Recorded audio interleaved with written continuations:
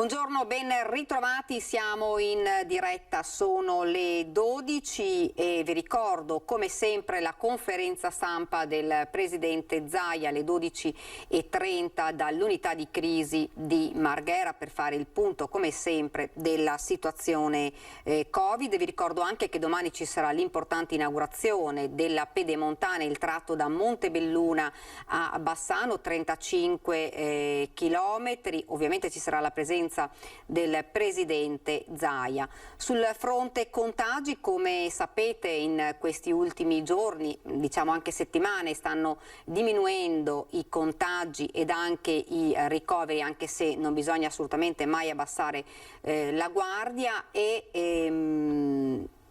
dunque la situazione sta migliorando, il Veneto va verso la zona bianca, il Presidente Zaia aveva proposto un tutto aperto insieme alla conferenza delle regioni e stop al coprifuoco, vedremo che cosa poi sarà deciso anche dal governo.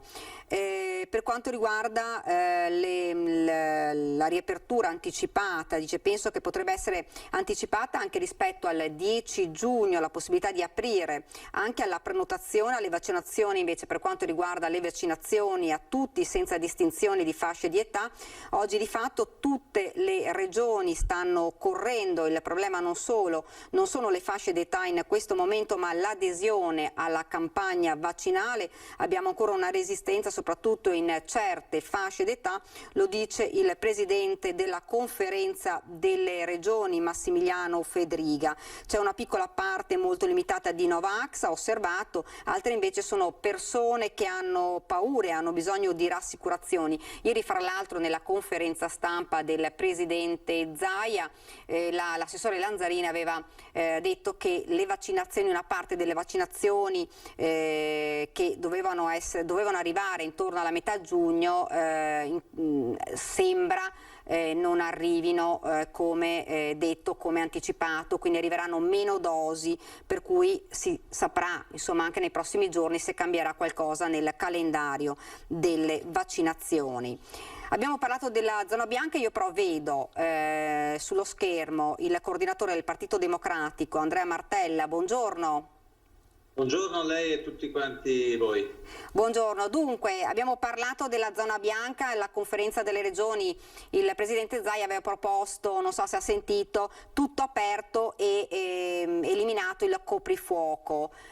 Secondo lei è questo nei prossimi giorni insomma? Ma io direi che dobbiamo innanzitutto dire che si sta confermando il calo dei contagi, che la campagna vaccinale sta ottenendo dei risultati, che la pressione sulle strutture ospedaliere è molto molto inferiore e questo ci dice che forse con tutti gli sforzi e le cautele che ancora dobbiamo avere si può uscire da questo tunnel lungo tutti questi mesi. E durante questi mesi nessuno di noi è mai stato contento delle limitazioni, tutti abbiamo vissuto con estrema cautela e responsabilità le scelte che dovevamo prendere. E qualche volta non sono servite, diciamo, fughe in avanti, polemiche talvolta inutili, pretestuose, che hanno anche infranto quel clima di coesione che è sempre importante ci sia nel nostro paese. Ora mi pare che si possa andare verso il fatto che per le regioni che diventano zona bianca non ci sono più limiti se non quelli del distanziamento, delle mascherine e quindi si possa andare per le regioni che risultano ancora in zona gialla. Io penso che andranno mantenute quelle previsioni che ha fatto qui il governo, che porteranno poi comunque dal 7 di giugno e dal 21 giugno ad un allentamento ulteriore delle restrizioni. Quindi adesso, come dire, penso che sia il caso di ripartire il meglio possibile, evitando fughe in avanti che possono danneggiare i risultati che abbiamo acquisito. Ecco, il Presidente Fedriga però diceva ovviamente se qualcosa poi cambia in corsa, nel senso che c'è una recrudescenza anche della pandemia e quindi cambi di colore, si ritorna alle misure più restrittive, perché magari le persone dicono vabbè, una volta in zona bianca va tutto bene, no, nel senso che bisogna comunque prestare massima attenzione. Beh, certo, dobbiamo evitare soprattutto di ritrovarci nella situazione in cui ci siamo ritrovati l'estate scorsa, nella quale pensavamo tutti quanti, anche naturalmente, di poter essere usciti da una situazione difficile, e invece poi ci siamo ritrovati a pagare un caro prezzo. Le condizioni sono cambiate, oggi ci sono i vaccini che allora non c'erano, le strutture, conosciamo molto di più la situazione, e quindi penso che non si ripeterà quello che è avvenuto prima, e però è proprio per questo rimaniamo cauti, pur cercando di riprendere la nostra vita sociale e tutte le attività economiche.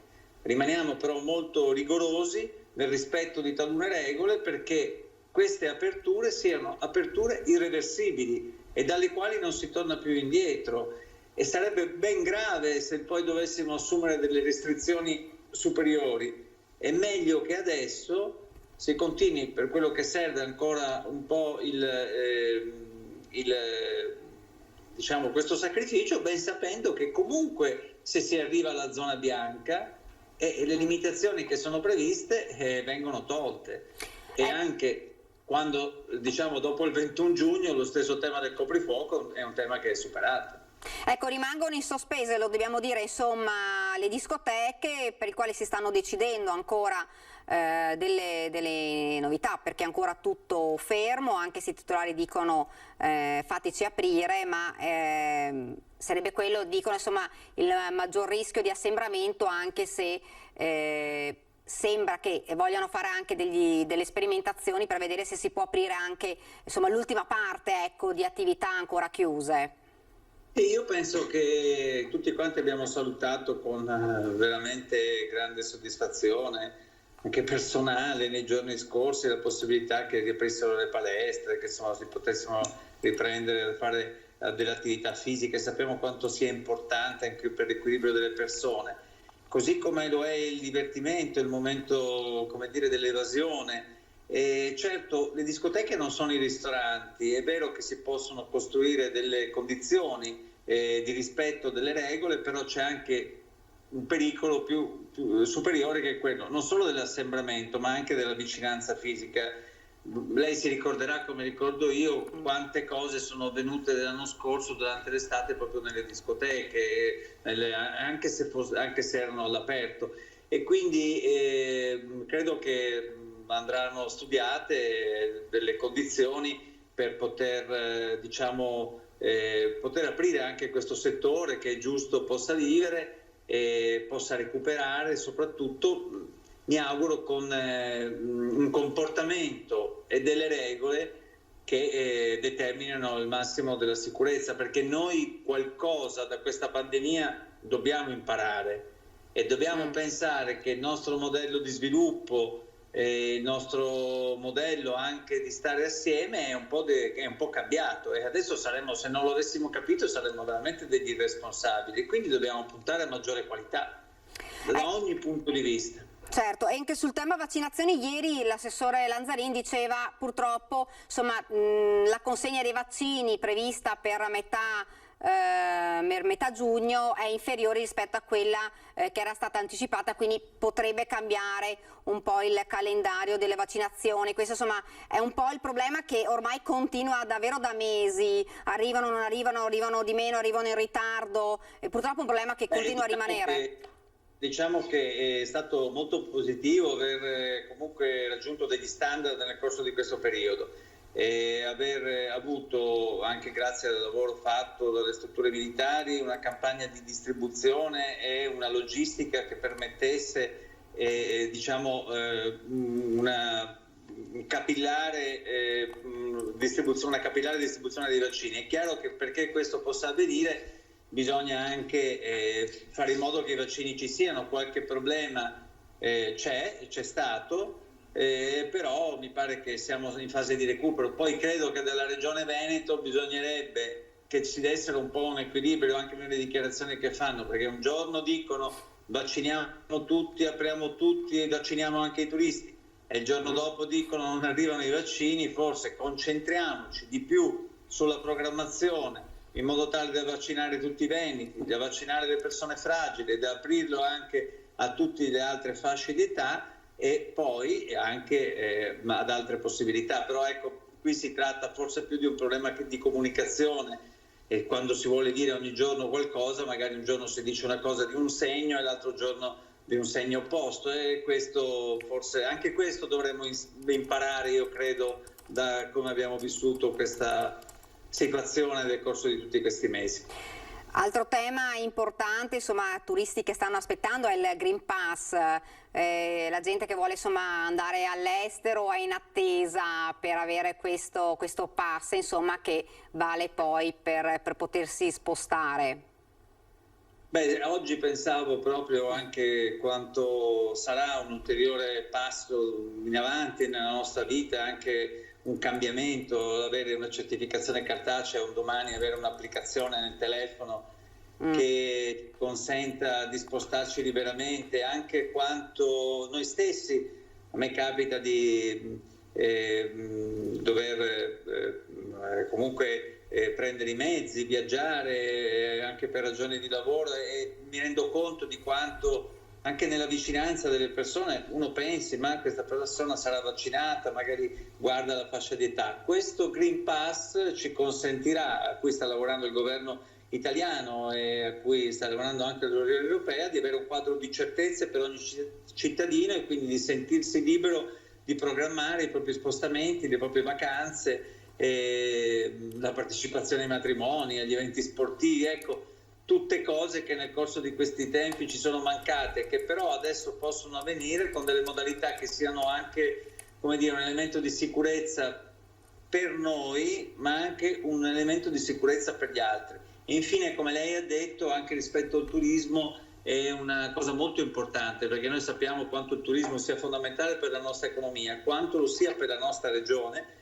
che è una regione meravigliosa e che può avere una capacità di attrazione turistica straordinaria da ogni punto di vista, e quindi questo Green Pass servirà anche per fare in modo che il turismo riparta e possa ripartire senza rischi di concorrenza sleale, e questo è molto importante.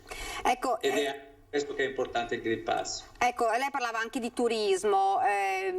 C'era ancora il nodo delle vaccinazioni, tornando alle vaccinazioni, proprio delle persone che hanno fatto una dose, si spostano, e la possibilità magari di poter effettuare la dose in un'altra città.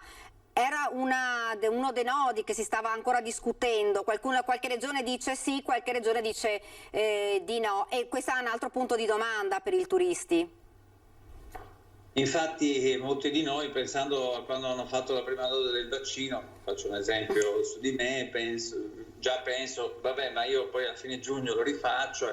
Invece ci saranno delle persone con altre fasce di età che magari dovranno programmare la vaccinazione nel mese di agosto, che è magari lo stesso mese che può essere dedicato a qualche giorno di vacanza. Allora vale un po' quello che dicevo prima: bisognerebbe evitare di dire un giorno apriamo la vaccinazione ai turisti o a chi viene nella nostra regione, il giorno dopo invece dire non ci sono i vaccini. Programmare con certezza la vaccinazione dei cittadini veneti, anche facendo un lavoro per quelli che non si sono vaccinati, perché c'è ancora gente che non si è vaccinata, anche di fasce di età anche più elevate. E poi, perché no, se ci sono le condizioni, io sono per aprire le vaccinazioni anche a chi viene a fare del turismo nel nostro paese, perché abbiamo detto che dobbiamo tenere insieme, questo è il principio che ci ha sempre guidato, il rispetto della scienza e contemporaneamente la tutela della salute e la possibilità di comunque tutelare l'economia, e quindi anche questo è un modo per farlo. Credo andrebbe programmato bene, c'è una discussione in corso ancora tra le regioni, penso che sarà uno dei nodi che dovrà essere risolto prossimamente.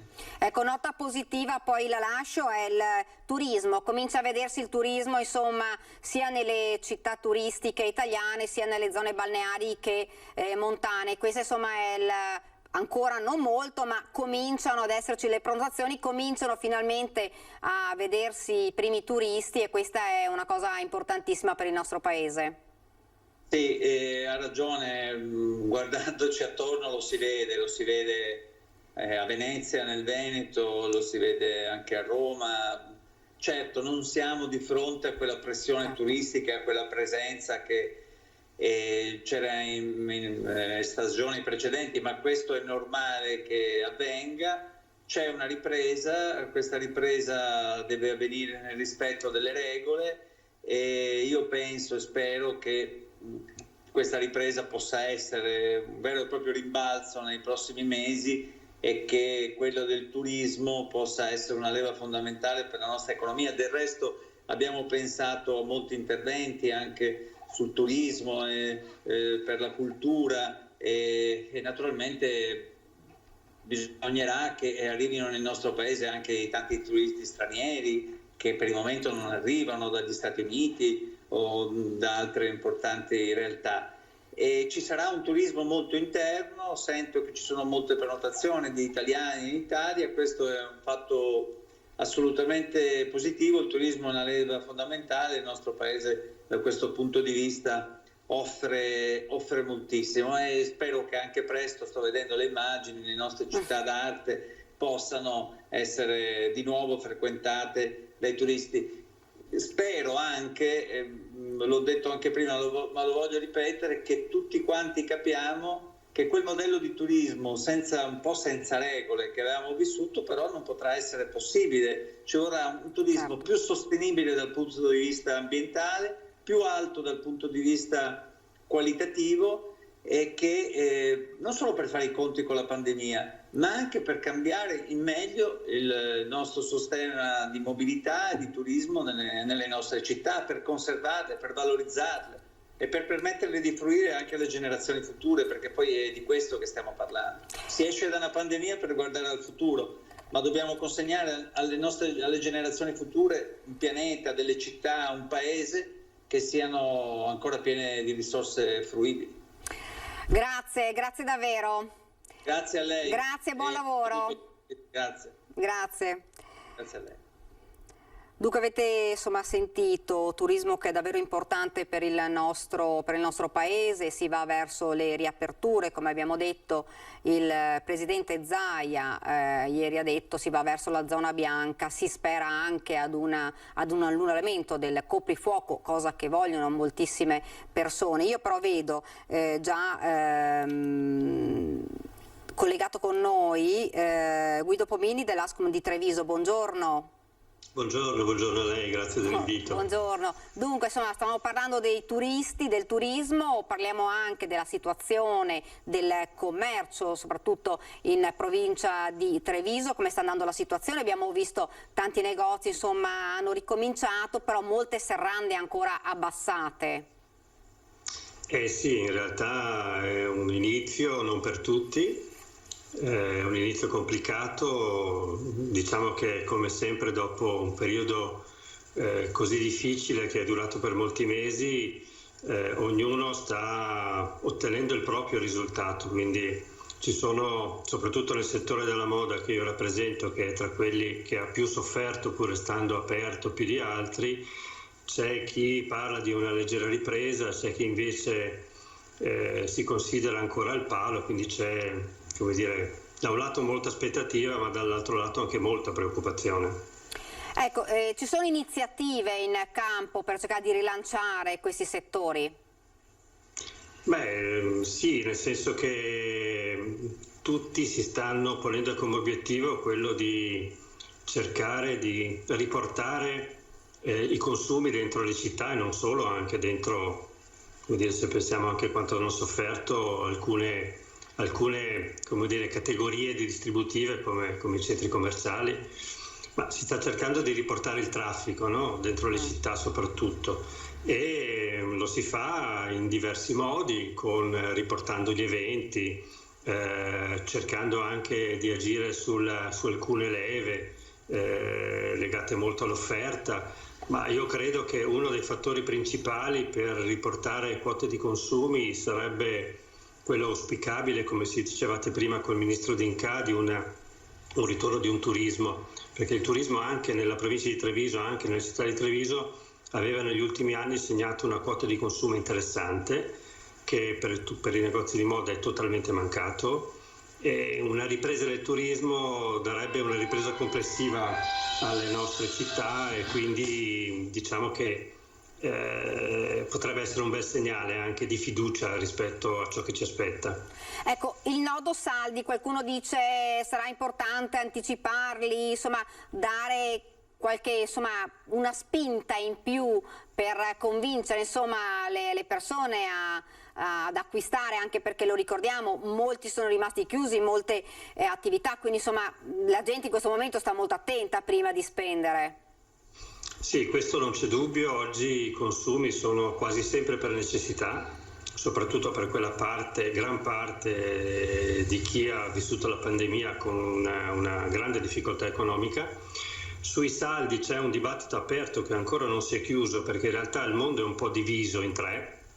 C'è chi li vorrebbe come l'anno scorso a fine mese, l'anno scorso sono iniziati il 31 luglio o il 1 agosto, c'è chi li vorrebbe invece come storicamente negli ultimi anni il primo sabato di luglio e chi media con una posizione di metà mese. In realtà ad oggi queste tre posizioni non hanno ancora, almeno per il Veneto, non si sono ancora tradotte in una data precisa, che questo sì ci auspichiamo la Regione, perché è la Regione che dovrà decidere, definisca nei tempi più brevi possibili, perché qualunque sia questa data le imprese hanno bisogno di organizzarsi e devono farlo per tempo.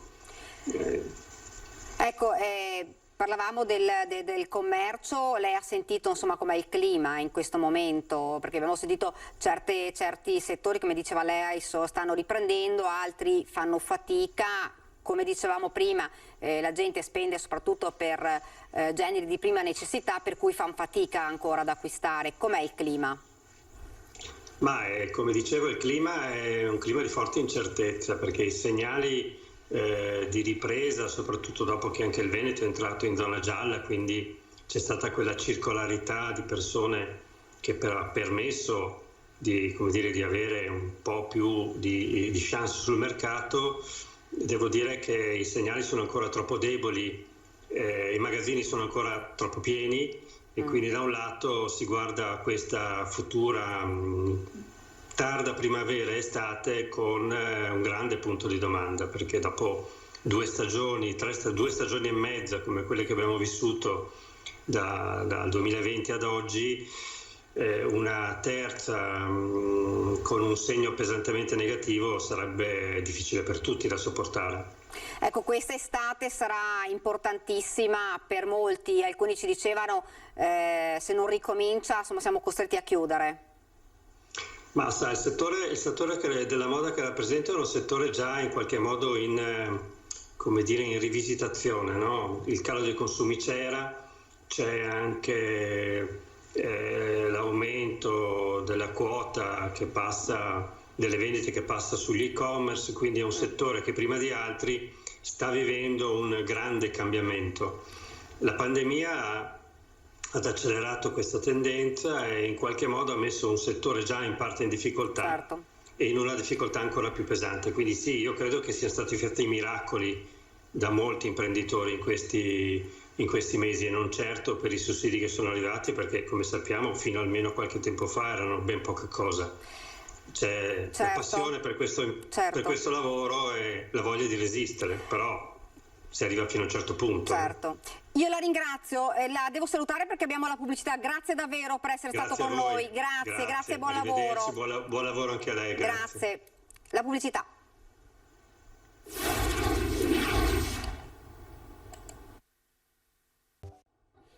Siamo tornati nuovamente in diretta, siamo in attesa del presidente Zaia che farà il punto della situazione sui contagi. Stiamo vedendo, dovrebbe arrivare all'unità di crisi di Marghera fra proprio qualche minuto e sentiremo poi domani, ve lo ricordo, c'è anche l'inaugurazione del tratto della Pedemontana, è un importante tratto atteso davvero da molti, il tratto Montebelluna-Bassano, 35 chilometri di strada, dove ovviamente inaugurazione dove ci sarà la presenza del presidente Luca Zaia.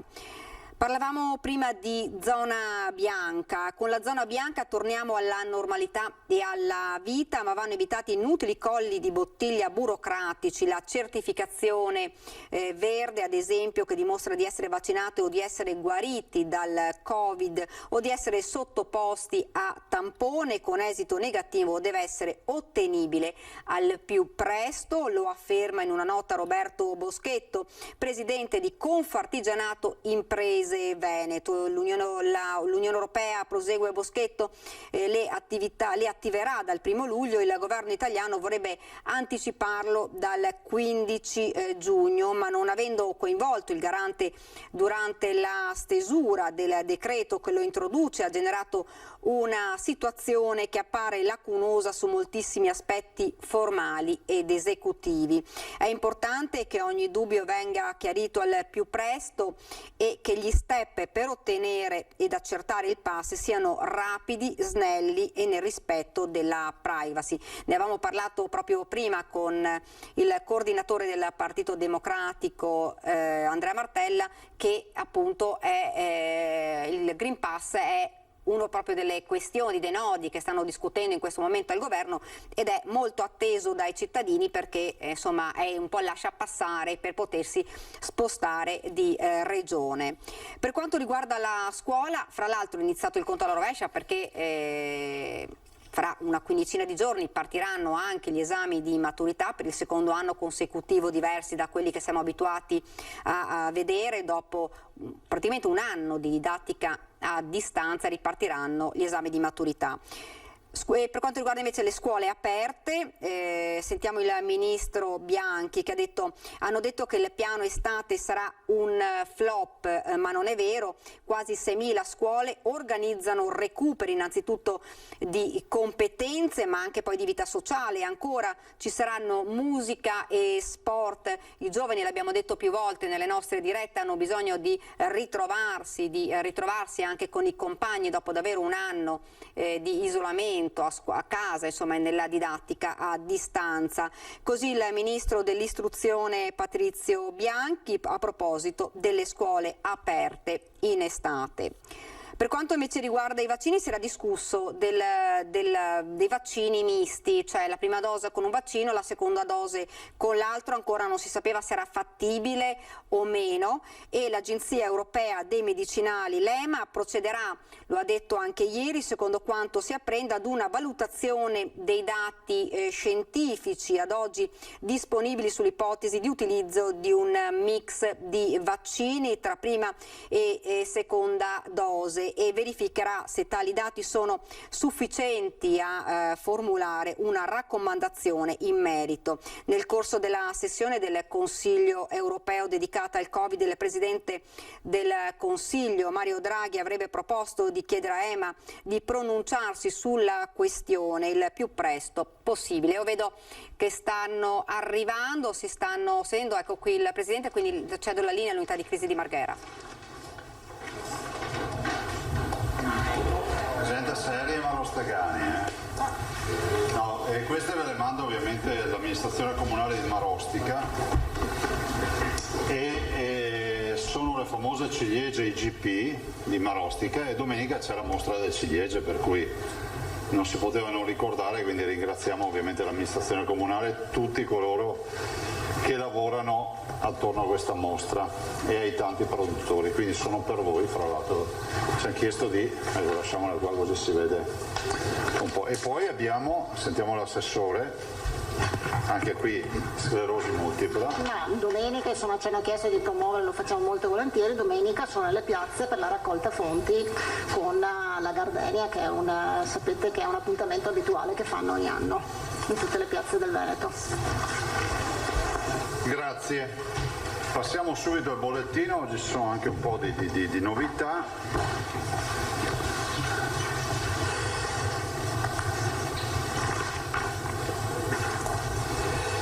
Allora, tamponi molecolari 5.356.000 e tamponi rapidi 4.765.000. In totale sono 10.121.000 tamponi. I positivi nelle ultime 24 ore sono 242.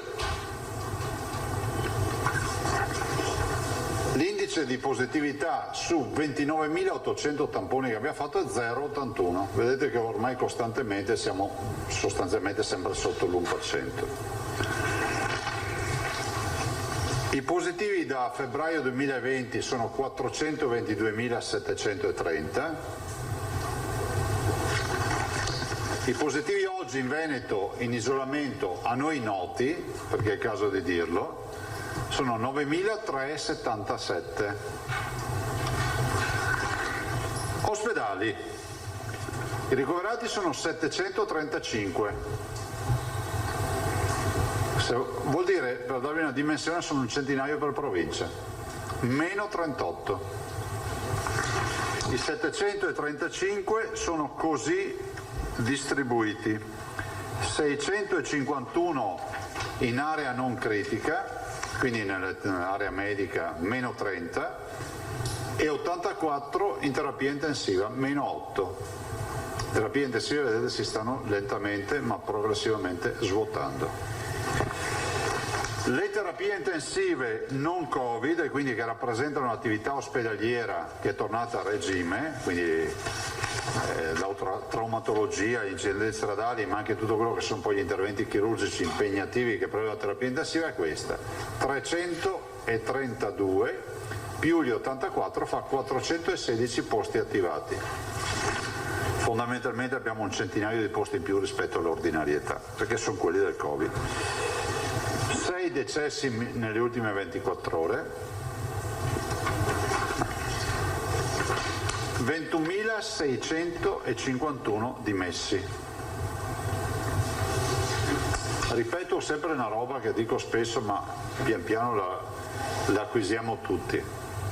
I positivi da febbraio, quelli che sono entrati in ospedale da febbraio, di mezzo lo sappiamo tutti, 422.000 meno 21.000 fa 400.000 positivi che o non avevano sintomi, quindi metà erano senza sintomi, lo sappiamo, o sono stati curati a casa, quindi circa 200.000 persone curate a casa. No, lo dico perché ogni tanto si trova qualcuno che ti dice perché bastava curarli a casa. Sì, 200.000 sono stati curati a casa, purtroppo 21.000 se non avevano un ospedale in molti casi non sarebbero tornati a casa vivi. Allora, andiamo per gradi. Vaccini, ne abbiamo fatti 29.638 nelle ultime 24 ore. Sta andando bene, peraltro vi do un aggiornamento delle performance. Evito di dirvi gli over 70 e gli over 80. Mi sembra 97,8 sopra gli 80, anzi 97,9 sopra gli 80 anni, 85,5 dai 70 ai 79 anni, poi 60-69 81%. 50-59 siamo già arrivati al 72%. 40-49 col fatto che dobbiamo ancora aprire posti nelle agende, 52%. Insomma, sta andando bene. Perché se pensate che abbiamo sempre detto che la messa in sicurezza della salute dei veneti passa attraverso la fascia d'età over 60, cioè abbiamo sempre detto sopra i 60 si chiude la partita. Beh, noi sopra i 60, vuoto per pieno, sappiamo che dove è andata peggio è andata all'81% vaccinati o prenotati, insomma, ma questi sono già praticamente tutti vaccinati, quantomeno una dose. Buono, direi ottimo, nel senso che comunque l'appello che faccio ai cittadini che hanno ancora da provvedere alla vaccinazione e hanno deciso di vaccinarsi, perché ricordo che la vaccinazione è volontaria, si affrettino a prenotarsi. Adesso pian piano apriremo ancora posti in base ai vaccini che arriveranno. Qual è la situazione dei numeri del Veneto? Perché domani è venerdì, no? Il venerdì c'è sempre la giornata del giudizio, il venerdì, no? R con T 0,69. Incidenza 29,8 positivi su 100.000. Cioè vi ricordo che questa regione è arrivata a 650-700 positivi su 100.000. Quindi 29,8 su 100.000 è un'incidenza che è quasi metà di quella prevista per essere in zona bianca, perché è almeno sotto i 50. Tassi di occupazione sia nell'area non critica che in terapia intensiva 7%. Qui siamo in terapia intensiva, siamo al 30% e in area non critica siamo al 40% come parametro. Noi abbiamo dati di pienissima zona bianca che verrà, immagino, confermata domani dall'Istituto Superiore della Sanità. Ci avvieremo all'ultima settimana di valutazione, che è quella prossima. Quindi un appello a tutti i veneti di fare molta attenzione agli assembramenti, usare la mascherina, igiene delle mani, evitare ogni forma di rischio di contagiarsi. Insomma, qualcuno che può contagiare c'è sempre in giro, e se venerdì prossimo avremo ancora confermata la zona bianca, a seguire, scusatemi, questi parametri entriamo in zona bianca. Allora, ieri avete visto che si è tenuta una delle due riunioni, quella delle 14.30 e quella delle 16, poi è stata cancellata quella col governo. Abbiamo discusso come governatori, io vi avevo detto quale sarebbe stata la posizione che avrei portato, che era quella di pensare che la zona bianca, se ha senso parlare di zona bianca, è altrettanto vero che deve esserci il punto d'arrivo. Cioè la zona bianca non è la zona che precede, come ho detto ieri, la zona trasparente, siamo rossa, arancione, gialla, bianca, non ce n'è un'altra. Quindi vuol dire che se tu vai in bianca, in teoria è tutto aperto. Capiamo che ci voglia prudenza, capiamo che ci vogliano ovviamente tutte le attenzioni del caso. Abbiamo portato avanti quella proposta che io ho fatto di applicare da subito le aperture previste dal decreto nelle settimane e nelle giornate successive, che sono il 15 giugno l'apertura delle fiere. Se entri in zona bianca, se vuoi fare la fiera dall'8 di giugno, la puoi fare. Così anche vi ricordo che ne ho parlato in più occasioni rispetto al coprifuoco. Ecco, rispetto al coprifuoco se ne va il coprifuoco, non era proprio così scontato, ma se ne va non perché noi facciamo parte della categoria di quelli che pensano che il virus non esista, che è tutta una regia mondiale e altre menate del genere. Se ne va semplicemente perché siamo convinti, profondamente convinti, che sicuramente non c'è da scherzare, sicuramente questo virus ci ha abituato a cambiamenti repentini di scenario che ogni giorno ci preoccupano, però è pur vero che il coprifuoco nasce col principio di evitare l'assembramento pericoloso, e ci sta, no? Se tu dici che in quelle particolari orari della giornata c'è il rischio che tutti si accalchino in una piazza o da qualche parte, dice: sentite ragazzi, per ora, però siccome siamo già aperti dalle 5 del mattino alle ore 23 di sera, il coprifuoco oggi è alle 23,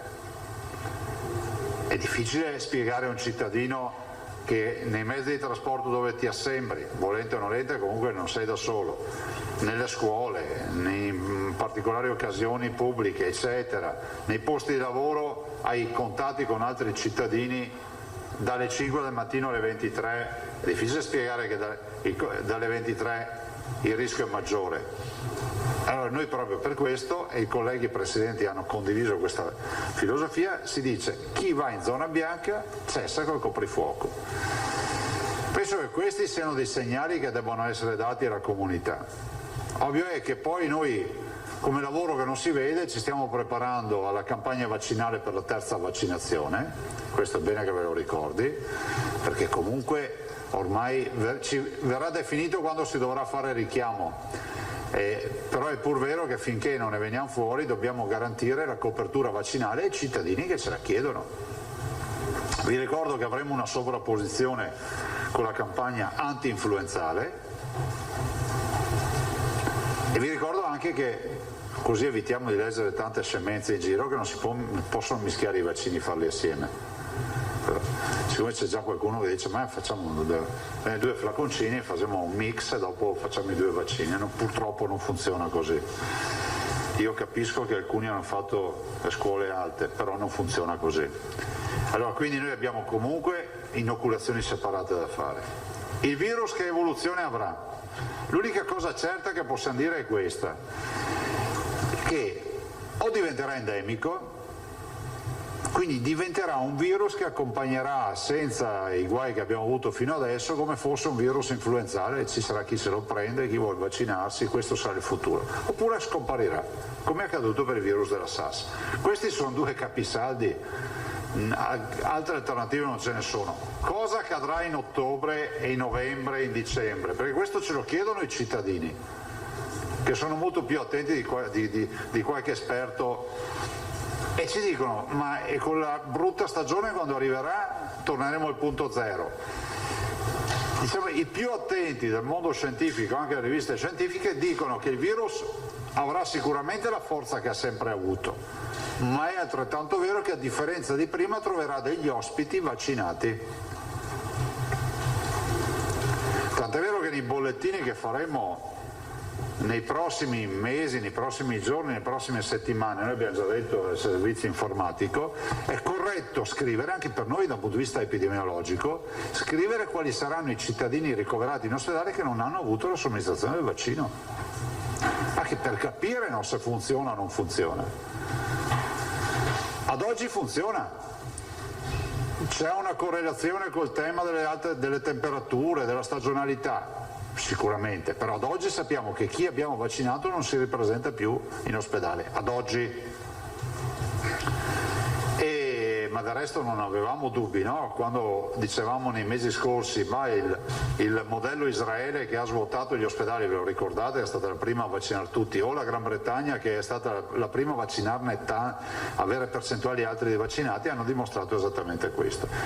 Quindi questo è lo scenario che si prospetta, siamo concentrati sulla terza dose, l'autunno per noi sarà comunque un grande banco di prova. Sulla zona bianca si va alle aperture con, ho dimenticato di dire una roba, previste dal decreto ma nelle giornate e nelle settimane successive, quindi noi anticipiamo tutto al giorno dell'inizio della zona bianca e abbiamo anche deciso di formulare un provvedimento che sia anche uguale tra governatori. Siccome dovremo fare una decretazione, faremo in modo anche di farne un provvedimento che sia uniforme, in modo tale che non ci sia chi apre, lo spritz in particolare modalità e chi no, ma comunque il tema è quello di agevolare le riaperture. Ai cittadini faccio sempre appello alla massima attenzione, perché al di là della gioia di questi numeri voglio ricordarvi che noi abbiamo avuto anche giornate dove tanta gioia non ce n'era e non vorremmo rivederle più. Faccio gli auguri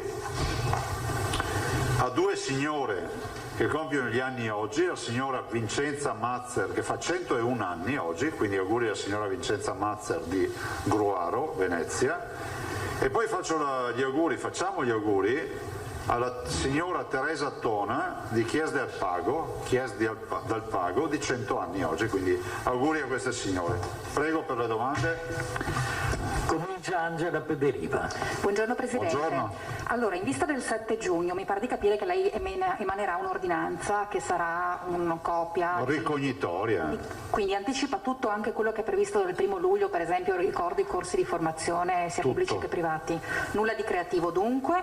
No, l'unico aspetto creativo, ve lo annuncio per correttezza, è che stiamo cercando di vedere di legittimare il tema dei Luna Park, dello spettacolo viaggiante, anche se temporaneo, a Sagra per capirsi, e il tema delle discoteche, cercando di capire se si riuscirà, qui c'è un tema quantomeno di introdurre il tema della ristorazione e della mescita della bevanda al tavolo o all'aperto, insomma, chi ha già l'autorizzazione a far mescita di bevande e alimenti, praticamente tutti i locali ce l'hanno, se hanno le condizioni che glielo permettono. Vi ricordate che si fece già l'anno scorso, no? Che c'era il servizio al tavolo, nessuno si poteva alzare per ballare, avevano il sottofondo della musica e comunque consumavano. Sono esercizi che hanno già l'autorizzazione alla mescita di bevande e alimenti, non sono autorizzazioni nuove. Stiamo capendo se riusciamo quantomeno a dare un minimo di una boccata di ossigeno a queste aziende che sono in grossissima difficoltà e che per noi sono anche un elemento di promozione turistica, vi ricordo.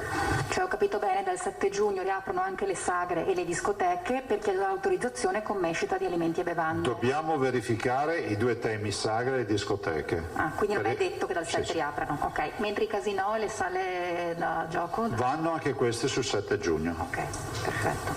Ovviamente per un principio di uniformità stiamo cercando di convincere, brutto termine, di dialogare affinché si capisca che se tu apri una sala di gioco è difficile giustificare uno che fa mescita di una pizza seduto al tavolo in una discoteca non possa aprire. Quindi serve anche per un principio di equità, no? Qual è l'ostacolo all'apertura dal 7 giugno anche delle discoteche e delle sagre, quindi? Al momento è normativo? Ma sì, è normativo che le discoteche sono chiuse sine die. Non si poteva ballare 15 minuti, no? Per questione proprio di... C'è stato a giugno ci fu un periodo che ci fu anche questa uscita, sì. Però vediamo di affrontare anche questo tema. Comunque capite che per noi, se restiamo in zona bianca e bisogna che ci mettiamo tutti d'impegno, significa comunicare al mondo intero, e lo comunica il Veneto, non la Repubblica delle Banane, che noi non abbiamo più il coprifuoco. Cioè, questo sulla stampa internazionale ci sarà, perché il Veneto ha il 67% dei 72 milioni di turisti che vengono qui sono stranieri. Cioè, partire da Berlino, da New York o da qualche altro posto in giro per il mondo e sapere che devi andare sul territorio del turismo dove c'è il coprifuoco non è il massimo della vita. A proposito del superamento del coprifuoco, lei prima ha citato il tema degli assembramenti e la necessità di essere comunque prudenti. Ci arriva una sollecitazione da una lettrice che dice: un po' di apprensione ce l'ho, bisognerà vigilare. Pensa magari di riconvocare i tavoli dei sindaci per confrontarsi con loro sulla opportunità di svolgere attività di controllo? I sindaci hanno sempre la porta aperta in regione, lo sanno. Sono sul pezzo, ma penso che lo siano anche i cittadini, ormai devono capire e hanno capito che come si può dire, se facciamo un lavoro di squadra ne veniamo fuori velocemente, lo abbiamo dimostrato, altrimenti no. Spero che il peggio sia passato. Nessuno ha la sfera della verità. Diffidate da chi vi vedete in TV che vi racconta che moriranno tutti o vivranno tutti. Cerchiamo di metterci in una situazione di sicurezza e ne veniamo fuori. Di certo la luce in fondo al tunnel la si vede adesso. Okay. Ho un altro paio di domande. Una rispetto alla conferenza delle regioni, dopo la riunione di ieri è confermata quella di oggi in cui sollevare i temi che citava l'altro giorno, cioè la vaccinazione dei turisti? Oggi non c'è. E Green Pass? Per quello chiedo. È stato tutto rinviato. Quindi restano sospesi quei due temi, sì. Dicevo, vaccinazione turisti e Green Pass, ancora non si sa, ok. E poi una domanda invece extra Covid, di politica. No, scusami, sulla vaccinazione dei turisti abbiamo dato comunque mandato alla Commissione Salute della Conferenza delle Regioni di fare un approfondimento. Siamo tutti concordi sul fatto che il primo fattore limitante è la mancanza di vaccini. Il secondo fattore è che ci voglia comunque un'uniformità nazionale di approccio. Il terzo è rappresentato dall'eventuale registrazione. Il primo non è risolvibile se non ci sono i vaccini, gli altri due punti sì. Una domanda flash a questo proposito: la redistribuzione delle dosi AstraZeneca che erano state sequestrate in virtù delle inchieste giudiziarie. Ma ce le abbiamo?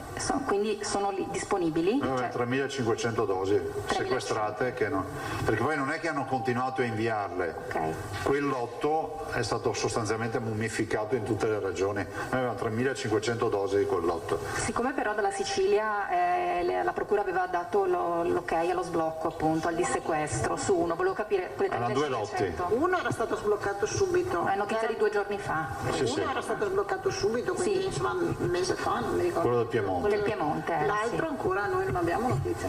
Sì, è stato sbloccato. Ieri o l'altro ieri. Ieri è stato sbloccato. 3.500 dosi sono. Un'inezia, ma meglio di niente, insomma. Sono sempre 3.500 iniezioni. Certo. E chiudo con la domanda di politica. Oggi formalmente Luigi Brugnaro e Giovanni Toti hanno presentato il nuovo partito Fucsia, in particolare il sindaco di Venezia ha detto grazie Berlusconi, ma questo è un altro tempo. E vorrei chiedere, Presidente, che cosa ne pensa da Veneto, che conosce molto bene il sindaco Brugnaro, e anche da ex ministro del governo Berlusconi, se ritiene che davvero si sia chiusa un'epoca. Ma devo dire che prima ho letto una dichiarazione del sindaco Brugnaro che ha detto che questa non è un'operazione contro Forza Italia, per cui si va a stabilizzare.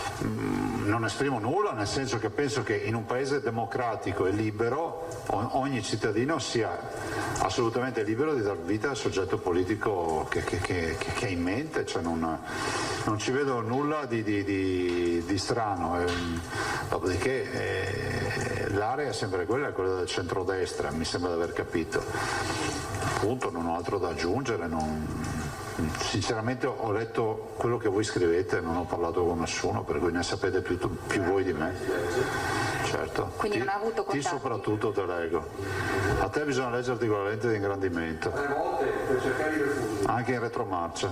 3 volte per cercare. Perché sono anche le parole scritte al contrario.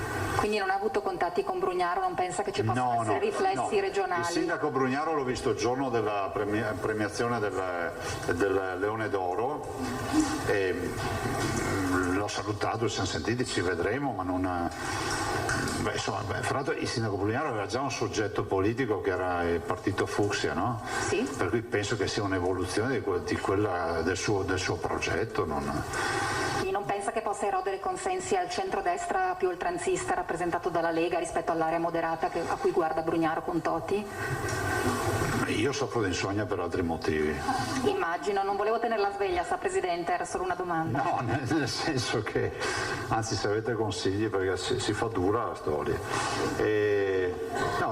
Ormai sono diventati come i greci, i greci portavano l'ammalato nell'agorà e ognuno passava e elargiva consigli. Io ormai tutto quello che la gente ha provato, io ho provato per dormire, ma ancora non ho capito che ne siano così bravi quelli delle farmacie.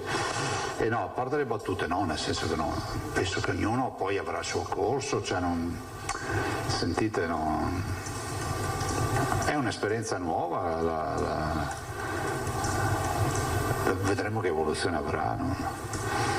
Non mi è mai piaciuto parlare e giudicare i progetti degli altri. Può essere anche solo un benvenuto nell'agone politico, non è che debba essere per forza un giudizio negativo.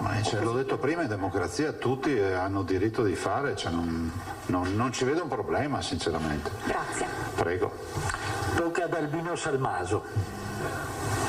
Presidente, allora restiamo un po' sulla politica, perché c'è una domanda che mi piace sempre riproporle, perché ho l'abitudine di guardare Agorà e anche questa mattina Agorà ha dato un sondaggio in cui lei risulta... No, Agorà era la piazza, non è la trasmissione. Agorà è una trasmissione di Rai che comincia a ore 8 la mattina e si conclude, ma lei è troppo dotto per me, perché ogni volta ha riferimenti così profondi, letterari, poi si dice dotto e filosofici, invece io mi accontento del servizio radiotelevisivo.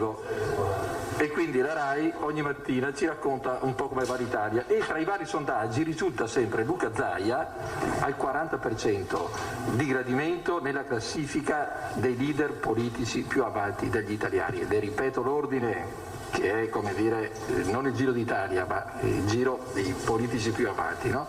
Allora c'è il Premier Draghi, sopra il 56, sotto il 60 mi pareva, poi incredibilmente arriva Giorgia Meloni e lei ha eguagliato Conte al 40%, lei continua a staccare Salvini di 6, 7, 8 punti. Cioè, il vostro titolo sarà Zaia come Conte? No, il vostro titolo è Zaia batte Salvini ancora un'altra volta, insomma.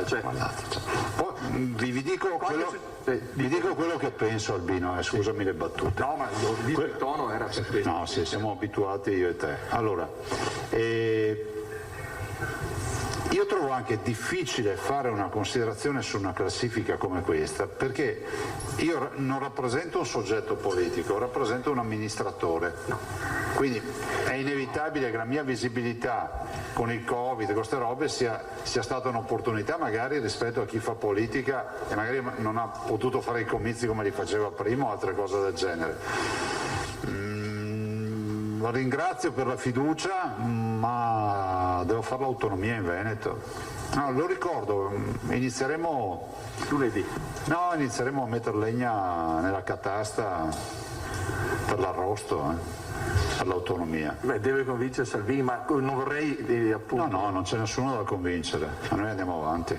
D'accordo, no, comunque il problema, lei, come dire tutti noi... Non rappresento un problema. Nessuno dice questo, io stavo facendo un altro ragionamento a voce alta, che è questo, cioè se gli italiani hanno così una fiducia consolidata nei suoi confronti è perché lei si presenta come un leader che ha elementi di qualità tali da essere superiori, almeno. Poi sono perfettamente d'accordo con lei che la visibilità è dovuta a questa fase legata alla pandemia, però mi pare che questo sia un dato oggettivo di cui prendere atto. Poi è chiaro che è un problema interno alla Lega e al centrodestra stabilire chi sarà il leader, ma non si può nemmeno contestare la veridicità di questi sondaggi che da diversi osservatori testimoniano sempre lo stesso indice di fiducia, per cui noi poi abbiamo l'abitudine di porre delle domande e poi sarà la politica a trovare le risorse. Gli antichi romani che erano dall'altra parte dell'Adriatico rispetto ai greci dicevano che natura non facis saltus, no? Quindi quando vediamo i sondaggi pensiamo sempre che la natura non fa salti, poi come vai su, torni giù, le abbiamo viste tutte queste robe. All'interno della Lega non c'è nessun problema perché non c'è competizione, nel senso che... Comandano i Lombardi, e questo è il punto. No, governa un segretario che noi abbiamo scelto e eletto con un congresso, appunto. Bene, ok. Prego. Grazie. Ma sul PD non te mi fa mai domande? Ma sul PD, scommetto che lei è d'accordo sulla tassazione della tassa di successione, perché lei è un progressista e quindi è per la ridistribuzione del reddito. Io assolutamente no, perché penso che la politica dell'equa divisione del malessere non faccia crescere un paese. Noi dobbiamo puntare a un'equa divisione del benessere. E allora com'è che si fa? Si fa garantendo opportunità a chi ancora non è arrivato. Dopodiché aggiungo un'altra cosa, che penso che chi ha un patrimonio, se non ha fatto il ladro nella sua vita o no, ha fatto l'evasore, ma bisogna dimostrarlo, ha in teoria pagato le tasse. Se invece in un paese si vuole diffondere ancora la lotta di classe e far passare il principio che chi ha è A perché ha rubato a qualcuno, il paese non crescerà mai. Per finire con le citazioni, Indro Montanelli, che non è del vostro giornale, diceva che se negli Stati Uniti uno si compra un'auto, una bella auto sportiva, tutti lavorano per comprarsela. In Italia gli bucano le gomme, che è più veloce.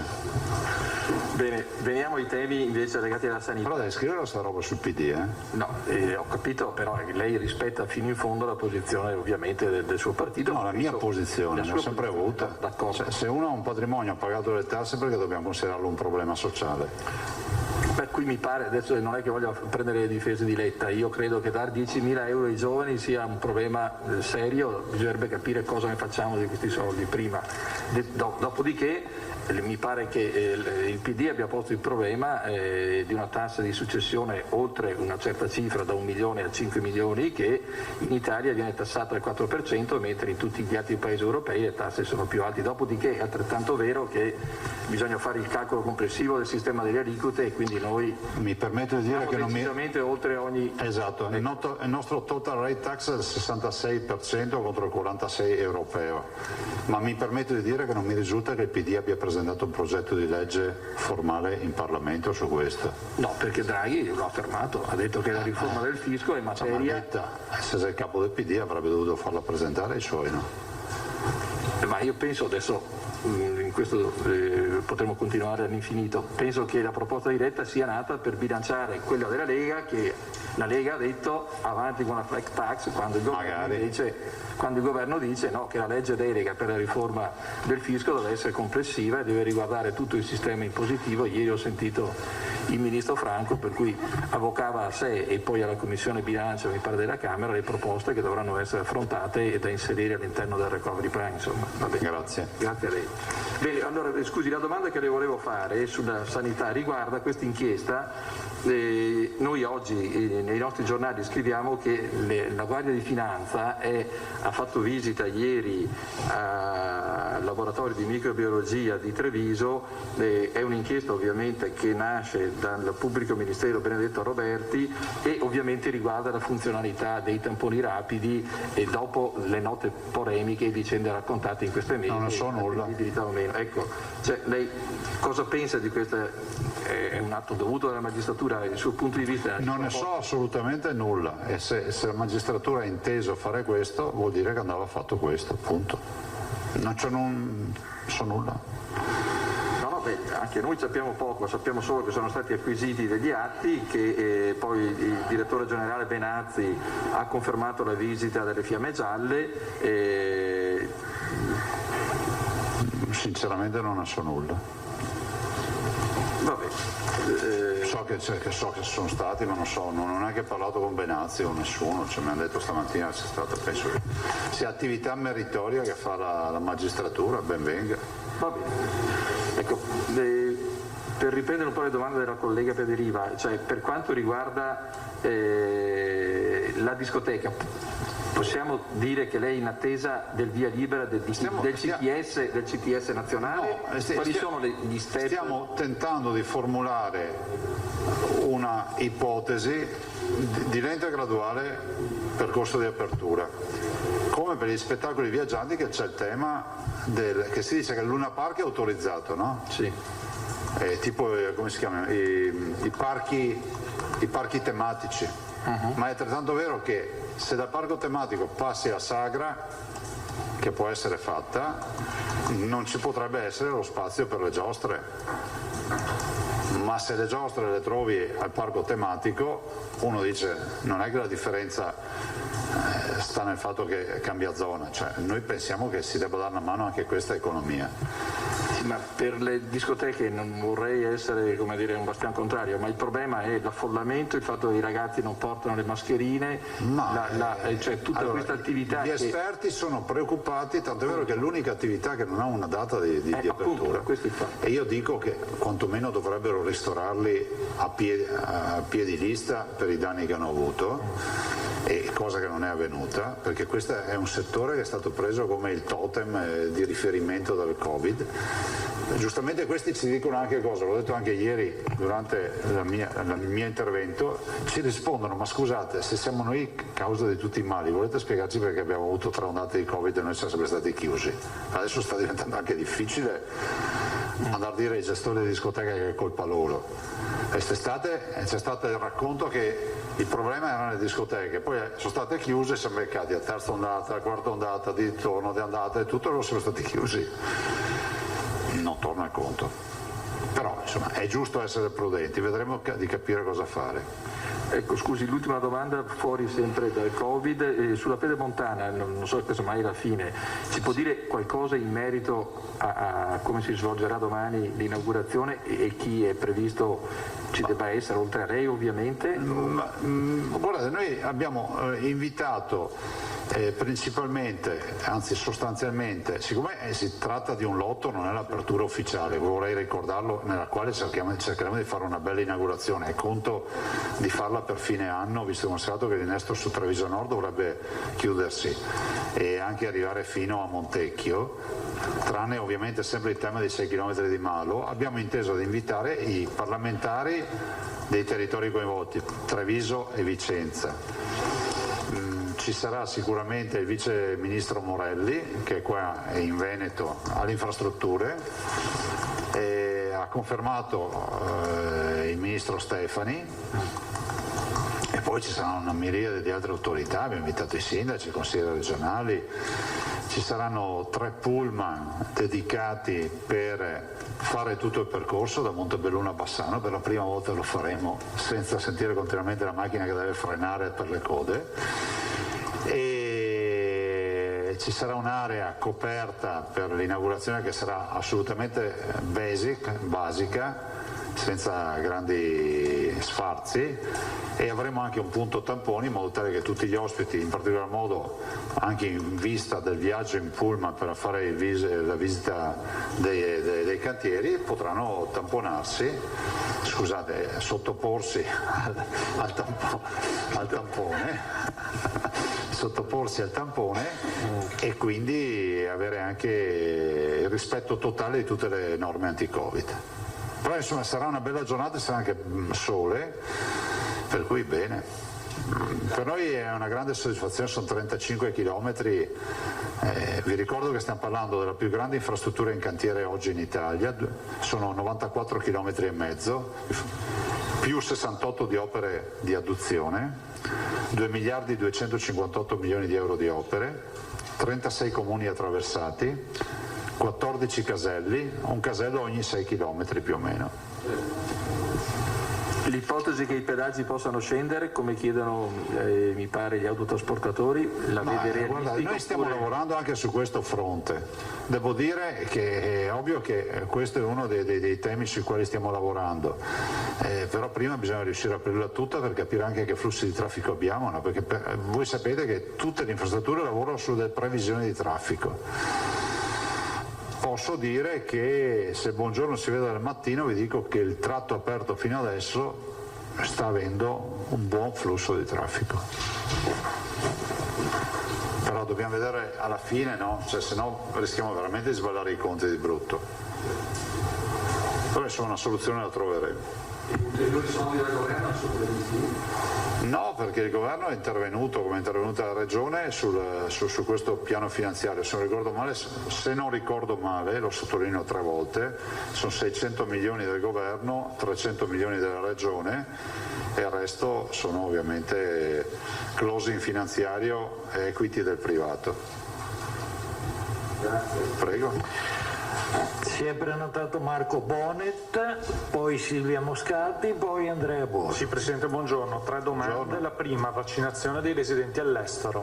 Ci sono novità? Cosa devono fare loro? I residenti all'estero, cittadini italiani. Veneti, sì, che risiedono all'estero, sono iscritti all'AIRE. Chi li vaccina? Ma noi abbiamo deciso di vaccinarli. Adesso Cioè loro devono rientrare? Quelli di Belluno, se rientrano a Belluno, verranno vaccinati nell'USL di Belluno. noi non abbiamo mai posto limitazioni a questo. Se dopo c'è qualche inghippo basta che ce lo segnaliate. Insomma. Ok, quindi la persona residente all'estero iscritta all'AIRE deve rientrare in Veneto e vaccinarsi nell'USL di competenza, di riferimento. Sì. Sì, immagino che dipende dai paesi. No, se si vaccina all'estero va bene, se però è qua, viene qua e non è vaccinato. Non è che deve, se a casa sua non lo vaccina o decide di vaccinarsi qua, lo vacciniamo qui. Però io non so che atteggiamento ha la Germania rispetto alla Spagna. Esatto. Non ve lo so. Cioè, un italiano non è uniforme. in Germania viene vaccinato, non si sa. Ma non è neanche uniforme, ma io immagino anche di sì. Sì, ma immagino che sia. Allora, se devo dirti la verità, noi non abbiamo avuto istanze. Forse l'istanza nasce da chi viene qui e magari ha qualche problema nell'iscriversi perché magari non è riuscito a iscriversi, ma che ci siano cittadini all'estero che ci dicono che hanno necessità di venire qua perché lì non li vaccinano, nessuno. Ok. Che è esattamente quello che facciamo noi per quelli che sono qui, stranieri. Va bene. E dopo la seconda domanda, stato dell'arte sul Green Pass, perché abbiamo letto di incontri. Non c'è stata la riunione ieri. Ok. Siamo ancora fermi, Marco. Continuiamo a non sapere né che forma assumerà né chi lo rilascerà. Non sappiamo niente. Di certo i nostri veneti hanno il certificato che vale come un Green Pass. Ok. Va bene. L'ultima cosa sull'autonomia mi ha incuriosito che ha detto che ad agosto riparte la macchina. No, ho detto si riparterà, non ho detto ad agosto, si riparte. Peraltro devo dirvi che qual è il prossimo passo che ci attende? Noi abbiamo intanto lavorato in tutti questi mesi. Incontrerò la delegazione trattante nelle prossime settimane. Voi sapete che abbiamo aperto anche l'osservatorio con le università, quindi anche l'aspetto scientifico / culturale di crescita dell'interesse dello studio attorno ai temi dell'autonomia. Insomma, noi stiamo cercando di dar vita al nostro Svimez. Sì, solo che Svimez è un'altra. No, noi noi facciamo una roba che, insomma, con le università abbiamo coinvolto l'università, c'è come coordinatore l'avvocato Mario Caramella, insomma abbiamo fatto una bella riunione. E quindi che ci sia anche un ufficio studi che ovviamente collabora con le altre realtà, penso CGA, altri uffici studi, che comunque sia un punto di riferimento, perché ci siamo resi conto nei mesi, negli anni, che anche il dibattito per le deleghe, le competenze o quant'altro, al di là dell'avere degli ottimi tecnici, penso al professor Stevanato, penso al professor Giovannardi e altri, alla fine ci serve anche un ufficio studi per controbattere rispetto a alcune volte leggende metropolitane che escono. Che so, quella regione ha sempre avuto meno soldi per la sanità rispetto al Veneto. Allora lì ci vuole qualcuno che tira fuori tutti i numeri e dice: ma di cosa stiamo parlando? Però la famosa legge quadro boccia è ancora lì, che fine fa? Cioè, con il nuovo governo bisogna cominciare tutto da capo di nuovo? Io immagino di no, perché comunque eravamo arrivati a un certo punto nella trattativa. C'è anche da dire che, cambiata la maggioranza di governo, abbiamo il ministro Gelmini, con la quale abbiamo un ottimo rapporto e abbiamo già ripristinato i collegamenti. Siamo stati rispettosi del periodo Covid, non mi sembrava il caso di star lì a far casino. Adesso, insomma, con 29,8 di incidenza su 100.000 abitanti di positivi, possiamo anche pensare di parlare di autonomia. No, ma anche perché credo che l'occasione, siccome si è molto parlato del tema della maggioranza ampia da trovare in Parlamento, più ampia di questa credo che in futuro sarà dura trovarla, per cui forse sarebbe questa l'occasione per, essendo l'opposizione solo Fratelli d'Italia, che insomma è il partito nazionalista per eccellenza, magari sì, ma Fratelli la d'Italia congiuntura astrale corretta, diciamo. C'è da dire che con onestà intellettuale Fratelli d'Italia qui ha sostenuto l'autonomia, per cui non c'è stato un problema. Io ho parlato anche con Giorgia Meloni, non ho mai posto la questione. No, a sostegno di quello che diceva il collega, non mi permetto di dire che ho sentito la diretta di Radio Radicale mentre venivo qua, hanno fatto la registrazione ieri, c'è stata l'audizione in commissione del ministro Gelmini sulla commissione per il bicameralismo delle regioni, e lei ha ribadito che intende partire dalla legge boccia, insomma da quella famosa depositata e mai approvata da nessun governo. Sì, la Presidente della Commissione con la Commissione sarà qui lunedì. E con quale compito? Quella di audizione. Io ho già sentito la Presidente Corda, Emanuela Corda, che ringrazio, anche perché si è sempre dimostrata disponibile, e guardate, non parlo, parlo perché io sono già stato in audizione da lei, come vi ricorderete, e sarà qui lunedì, farà audizioni in Consiglio regionale, le incontreremo anche noi come Giunta, incontreremo i commissari, e penso che anche questo sia un segnale che va verso la direzione di portare a casa questa autonomia. Con questo governo? Io spero proprio di sì, se non cambia velocemente il governo. Beh, lei lo sa meglio di me, anche visto che mediamente in Italia dura... che è uno dei leader più conosciuti, quindi ha qualche contatto con i palazzi romani. Chi, io? Ma figurati. Tocca a Silvia Moscati. Sì, buongiorno Presidente, io volevo tornare un attimo. Buongiorno. Rapidamente sui vaccini. Lei prima ha parlato addirittura di una terza dose, un futuro, però nel frattempo noi abbiamo AstraZeneca, mi rivolgono tutti questa domanda. Siccome la seconda dose dopo 3 mesi... È AstraZeneca, su AstraZeneca. In che senso? Nel senso che tutti quelli che, a prescindere dall'età, che hanno fatto la prima dose di AstraZeneca possono fare la seconda dose di AstraZeneca, esatto, e non di altri vaccini.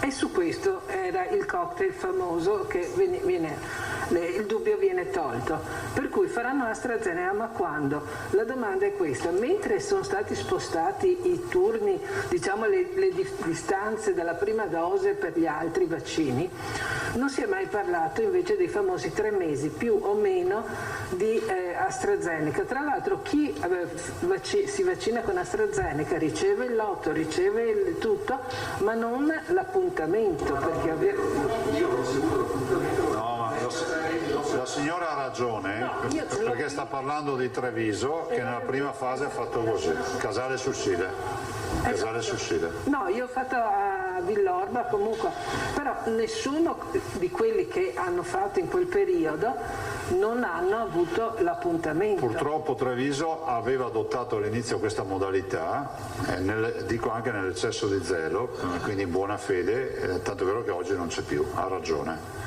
Ecco, e allora siccome io è lì che ho i miei lettori... Se lei dice sono impegni, non so questi quando mi chiamano e quando mi danno la data. No, non solo, ma non sappiamo neanche se effettivamente, lo domandano tutti, si può fare come per gli altri dopo 3 mesi, dopo 4. Ok, allora rimane fissato, questo lo diciamo. Sì, con l'elasticità della 12ª settimana che uno dice... Un giorno prima, un giorno dopo non cambia, chiaramente. Però al di là di questo era perché bisogna fissare gli appuntamenti. Io ho provato anche a inserirmi nel portale per fare una prenotazione, ma mi dà tu sei stato già vaccinato, per cui non puoi prenotare. Sì, ha ragione. Lei fa parte del contingente che all'inizio Treviso non fissava perché giustamente c'era la preoccupazione che non arrivassero i vaccini e quindi avrebbero gestito con gli SMS e con le telefonate. Ha ragione. Bene, allora aspettiamo una direttiva per... Sarete chiamati? Sì, no, ma infatti tutti quanti si domandavano perché siccome c'è questa ansietà di concludere anche per avere un Green Pass o tutto quello che ne va dietro, insomma. Ecco, un'altra domanda invece sui tamponi rapidi. Allora, noi abbiamo visto che adesso abbiamo quelli di terza generazione, quelli che grazie a Dio finalmente non ti uccidono le narici, ma che fossa nasale, esattamente come quelli che avevamo provato del fai da te nella primissima fase ancora a settembre, agosto dello scorso anno.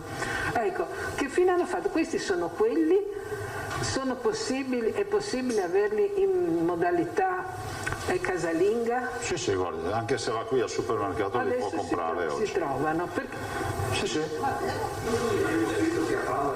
No, ma no, non è una domanda per ridere, perché... Visti ieri. No, ma siccome anche dove li abbiamo fatti noi, ho chiesto il prezzo, perché noi... Ieri erano in vendita a 9 euro. Ecco, benissimo, invece non lo sapevano. Ma verranno sempre di meno, considerate che l'autorizzazione al primo fai da te in Italia è stata fatta una quindicina di giorni fa, 20 giorni fa, quindi adesso è cascata. Allora, siccome ieri c'è stata proprio una trasmissione che ha valutato i costi di questo Green Pass, perché c'è anche la possibilità di fare il tampone, e allora il costo dei tamponi venivano sparate delle cifre incredibili. Si possono fare anche questi da 9 euro? No, perché deve essere certificato. Ok, ecco. Però allora... non escludo che la farmacia possa trovare una soluzione. Cioè, adesso dovete avere un attimo di pazienza perché questo paese ha perso 6 mesi sul fai da te. Appunto. Va bene, è l'ultimissima, la classe dei trentenni ci chiedono, stanno ai box di partenza. Non abbiamo vaccini. Appena arrivano vaccini riusciamo a fare. Benissimo, grazie. Prego. Guido. Andrea Boso.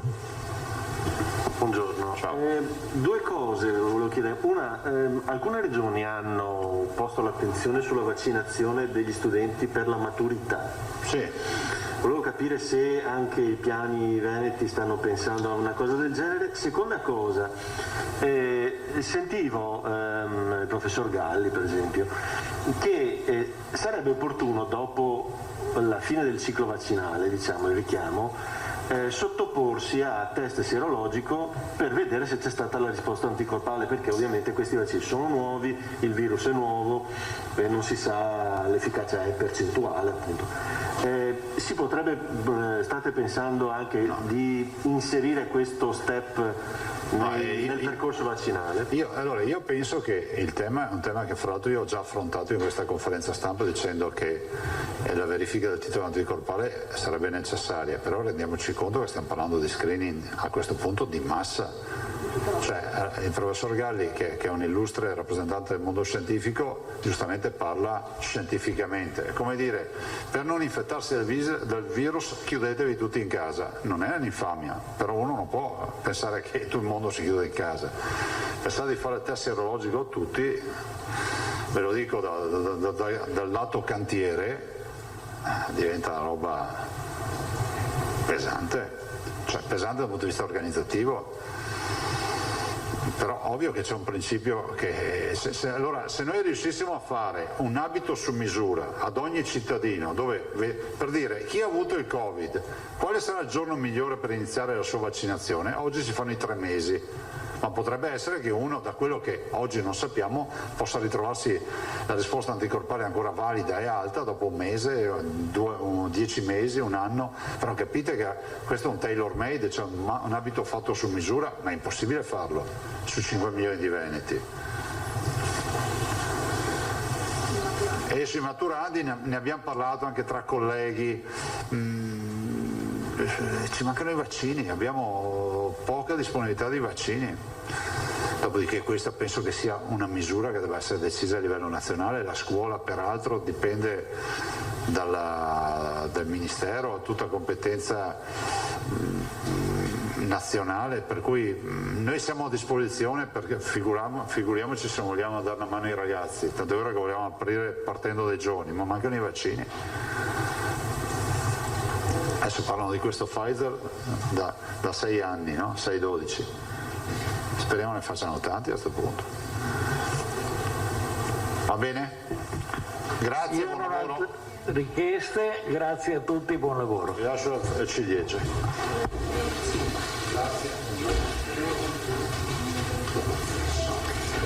Dunque è terminata la conferenza stampa del Presidente Zaia, avete sentito in primo piano il bollettino, il consueto bollettino regionale, sono 10.121.000 i tamponi eseguiti fin qui, 242 le persone positive ad oggi nelle ultime 24 ore, l'indice è 0,81. Per quanto riguarda invece i positivi da inizio pandemia, quindi da febbraio 2020, sono Pedemontana.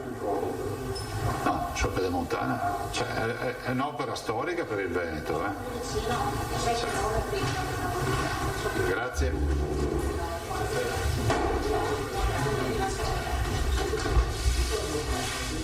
Dunque c'era un'altra parte del Presidente Zaia che parlava della Pedemontana, ne parliamo poi subito dopo anche noi. L'inaugurazione, ve lo ricordo, è domani con ovviamente la presenza del Presidente, stava parlando anche di questo, non ne parliamo fra pochi minuti.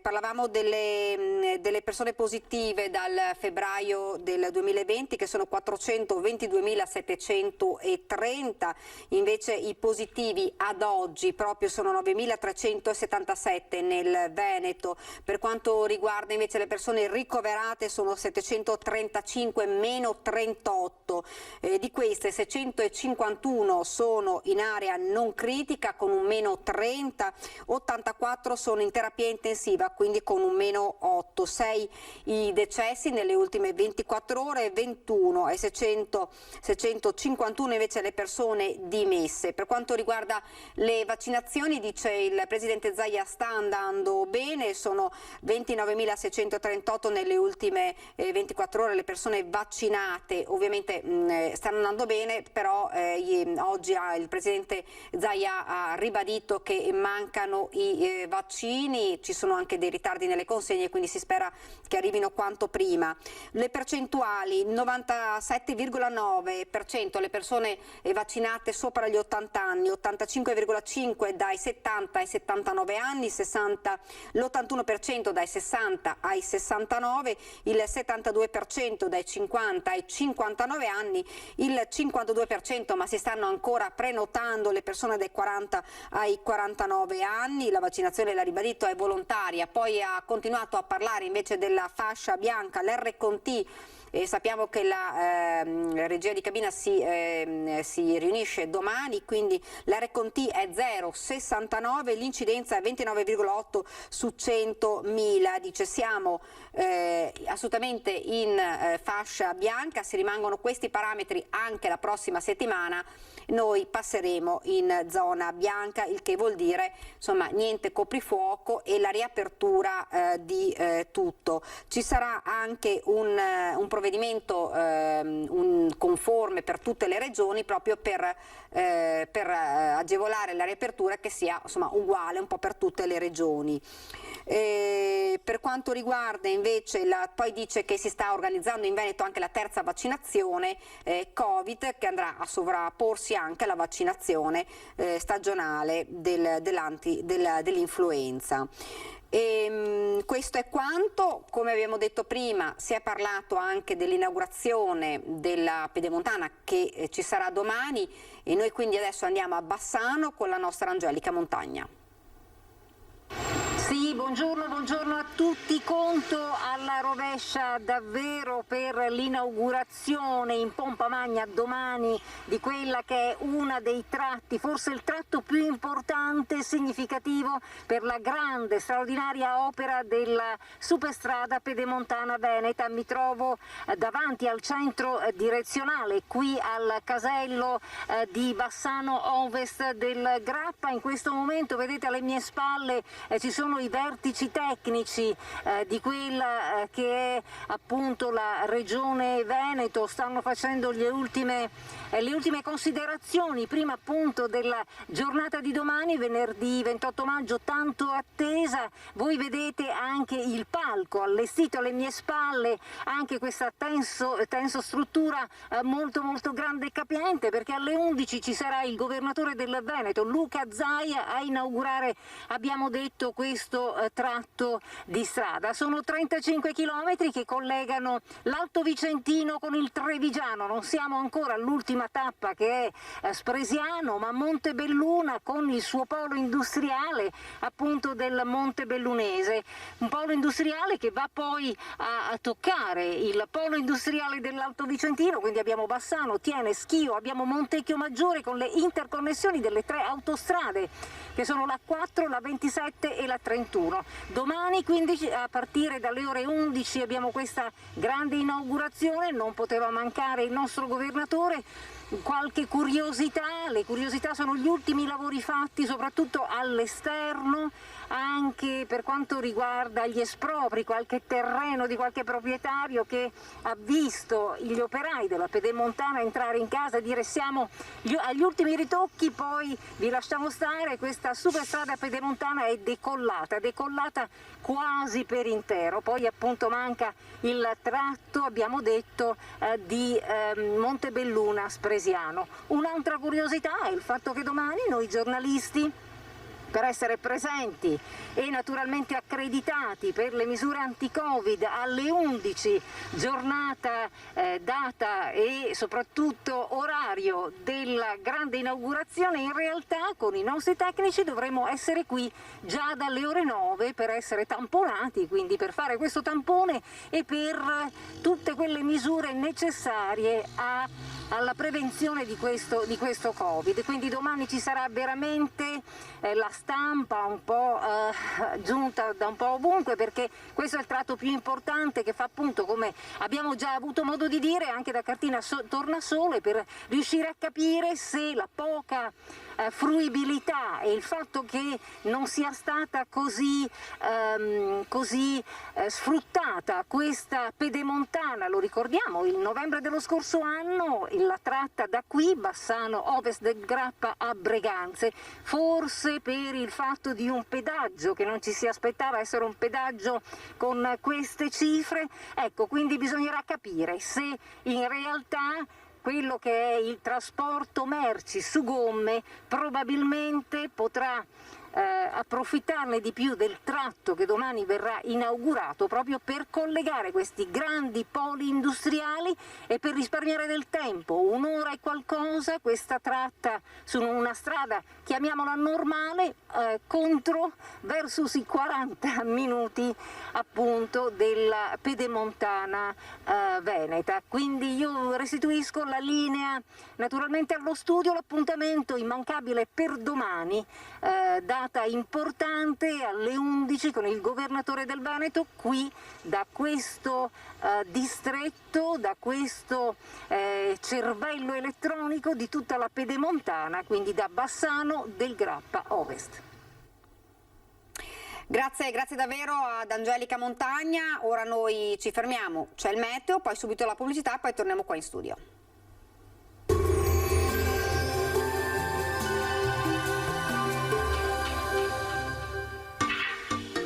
Tremonti, attrezzature e materiale per saldatura professionale a Montebelluna.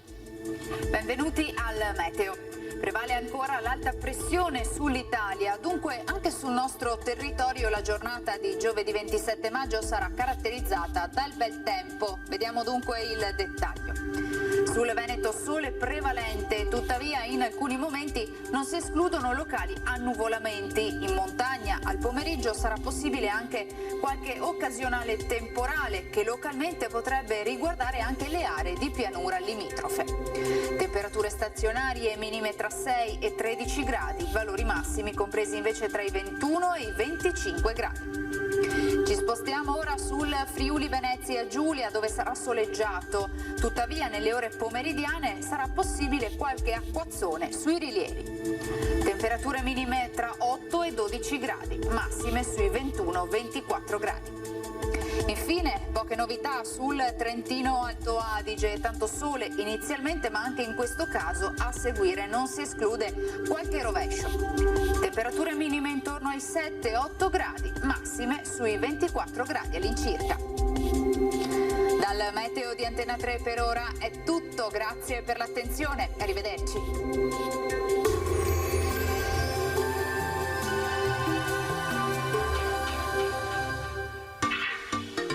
Tremonti, attrezzature e materiale per saldatura professionale a Montebelluna.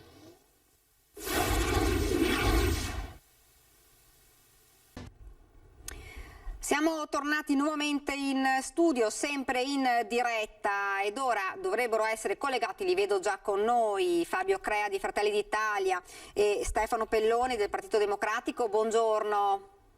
Buongiorno a tutti. Allora, il tema principale oggi, l'autonomia, ne ha parlato dopo parecchio tempo il presidente Zaia, che ha detto andiamo avanti dopo quest'anno e mezzo di pandemia, dove ovviamente non si poteva parlare o portare avanti questo tema, torneremo ora alla carica. Fabio Crea.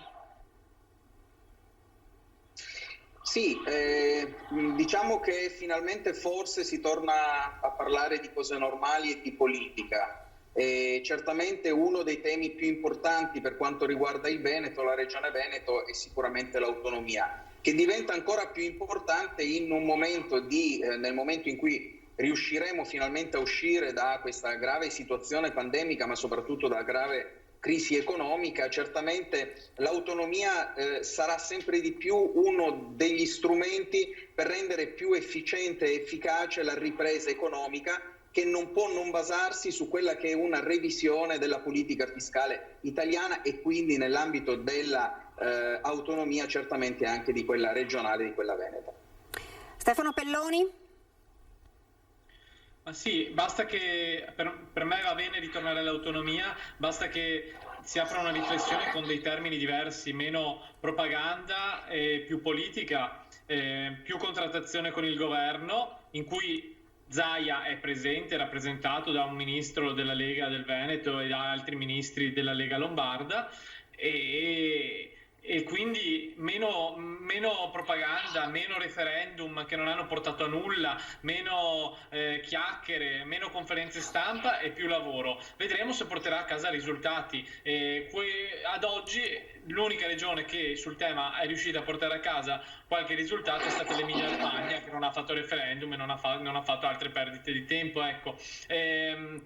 Quindi attendiamo. Certamente la grande finestra di opportunità per avere l'autonomia in Veneto è stata quando la Lega era il primo partito della maggioranza per importanza con il ministro Salvini, ed è stato il ministro Salvini che l'ha sempre osteggiata, questo è chiaro a tutti, in un'ottica di costruzione di un movimento, la Lega, su livello nazionale. È chiaro che il segretario della Lega stessa, Salvini, quando ha tolto la parola Nord dal nome del partito, ha anche deciso di accantonare il tema dell'autonomia in favore di una maggior, diciamo così, opportunità elettorale nelle regioni del Sud Italia. Ecco, quindi i principali nemici dell'autonomia in Veneto sono chiaramente Salvini e il resto del suo partito, quindi se Zaia vuole continuare con questo tema, certamente non sarà quello del fare le conferenze stampa e la propaganda, ma sarà quello del lavoro, la contrattazione con il governo.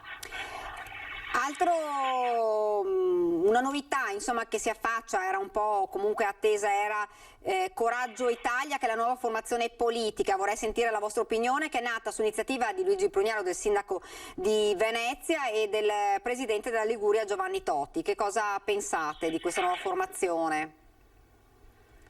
Stefano Pelloni. Ma io su queste diverse su questo trasformismo del centrodestra, di alcuni partiti cioè che escono da Forza Italia, che non sanno dove andare quando il leader Berlusconi diciamo così deciderà di abbandonare la politica, se la mai l'abbandonerà, io non so cosa dire sinceramente, nel senso che per me abbiamo visto talmente tanti movimenti, partitini, Fitto, chi più ne ha più ne metta nel centrodestra, che sinceramente io non so neanche come giudicare un movimento del genere. Insomma, abbiamo avuto di tutto nel centrodestra italiano, di fuoriusciti da Forza Italia che hanno provato a prenderne il posto. Forza Italia è sempre rimasta lì, l'unica a farcela è stata la Meloni e la Lega, e quindi insomma io penso che non so che fine faranno. È chiaro che oggi in Italia c'è uno spazio per i moderati, che credono che con un rapporto più serio con l'Europa, ad esempio, si possa costruire il futuro di crescita economica per il Paese. Ecco, io penso che quello spazio per i moderati sia il Partito Democratico, non sia questo movimento di cui non ricordo neanche il nome sinceramente, ma sì, lo spazio per quei moderati che credono in un'Italia fortemente legata all'Europa, contro questi populisti che speravano in Trump, che speravano in Orban, che ecco, la loro casa è già il Partito Democratico. Fabio Crea, ho visto il suo volto un po' perplesso.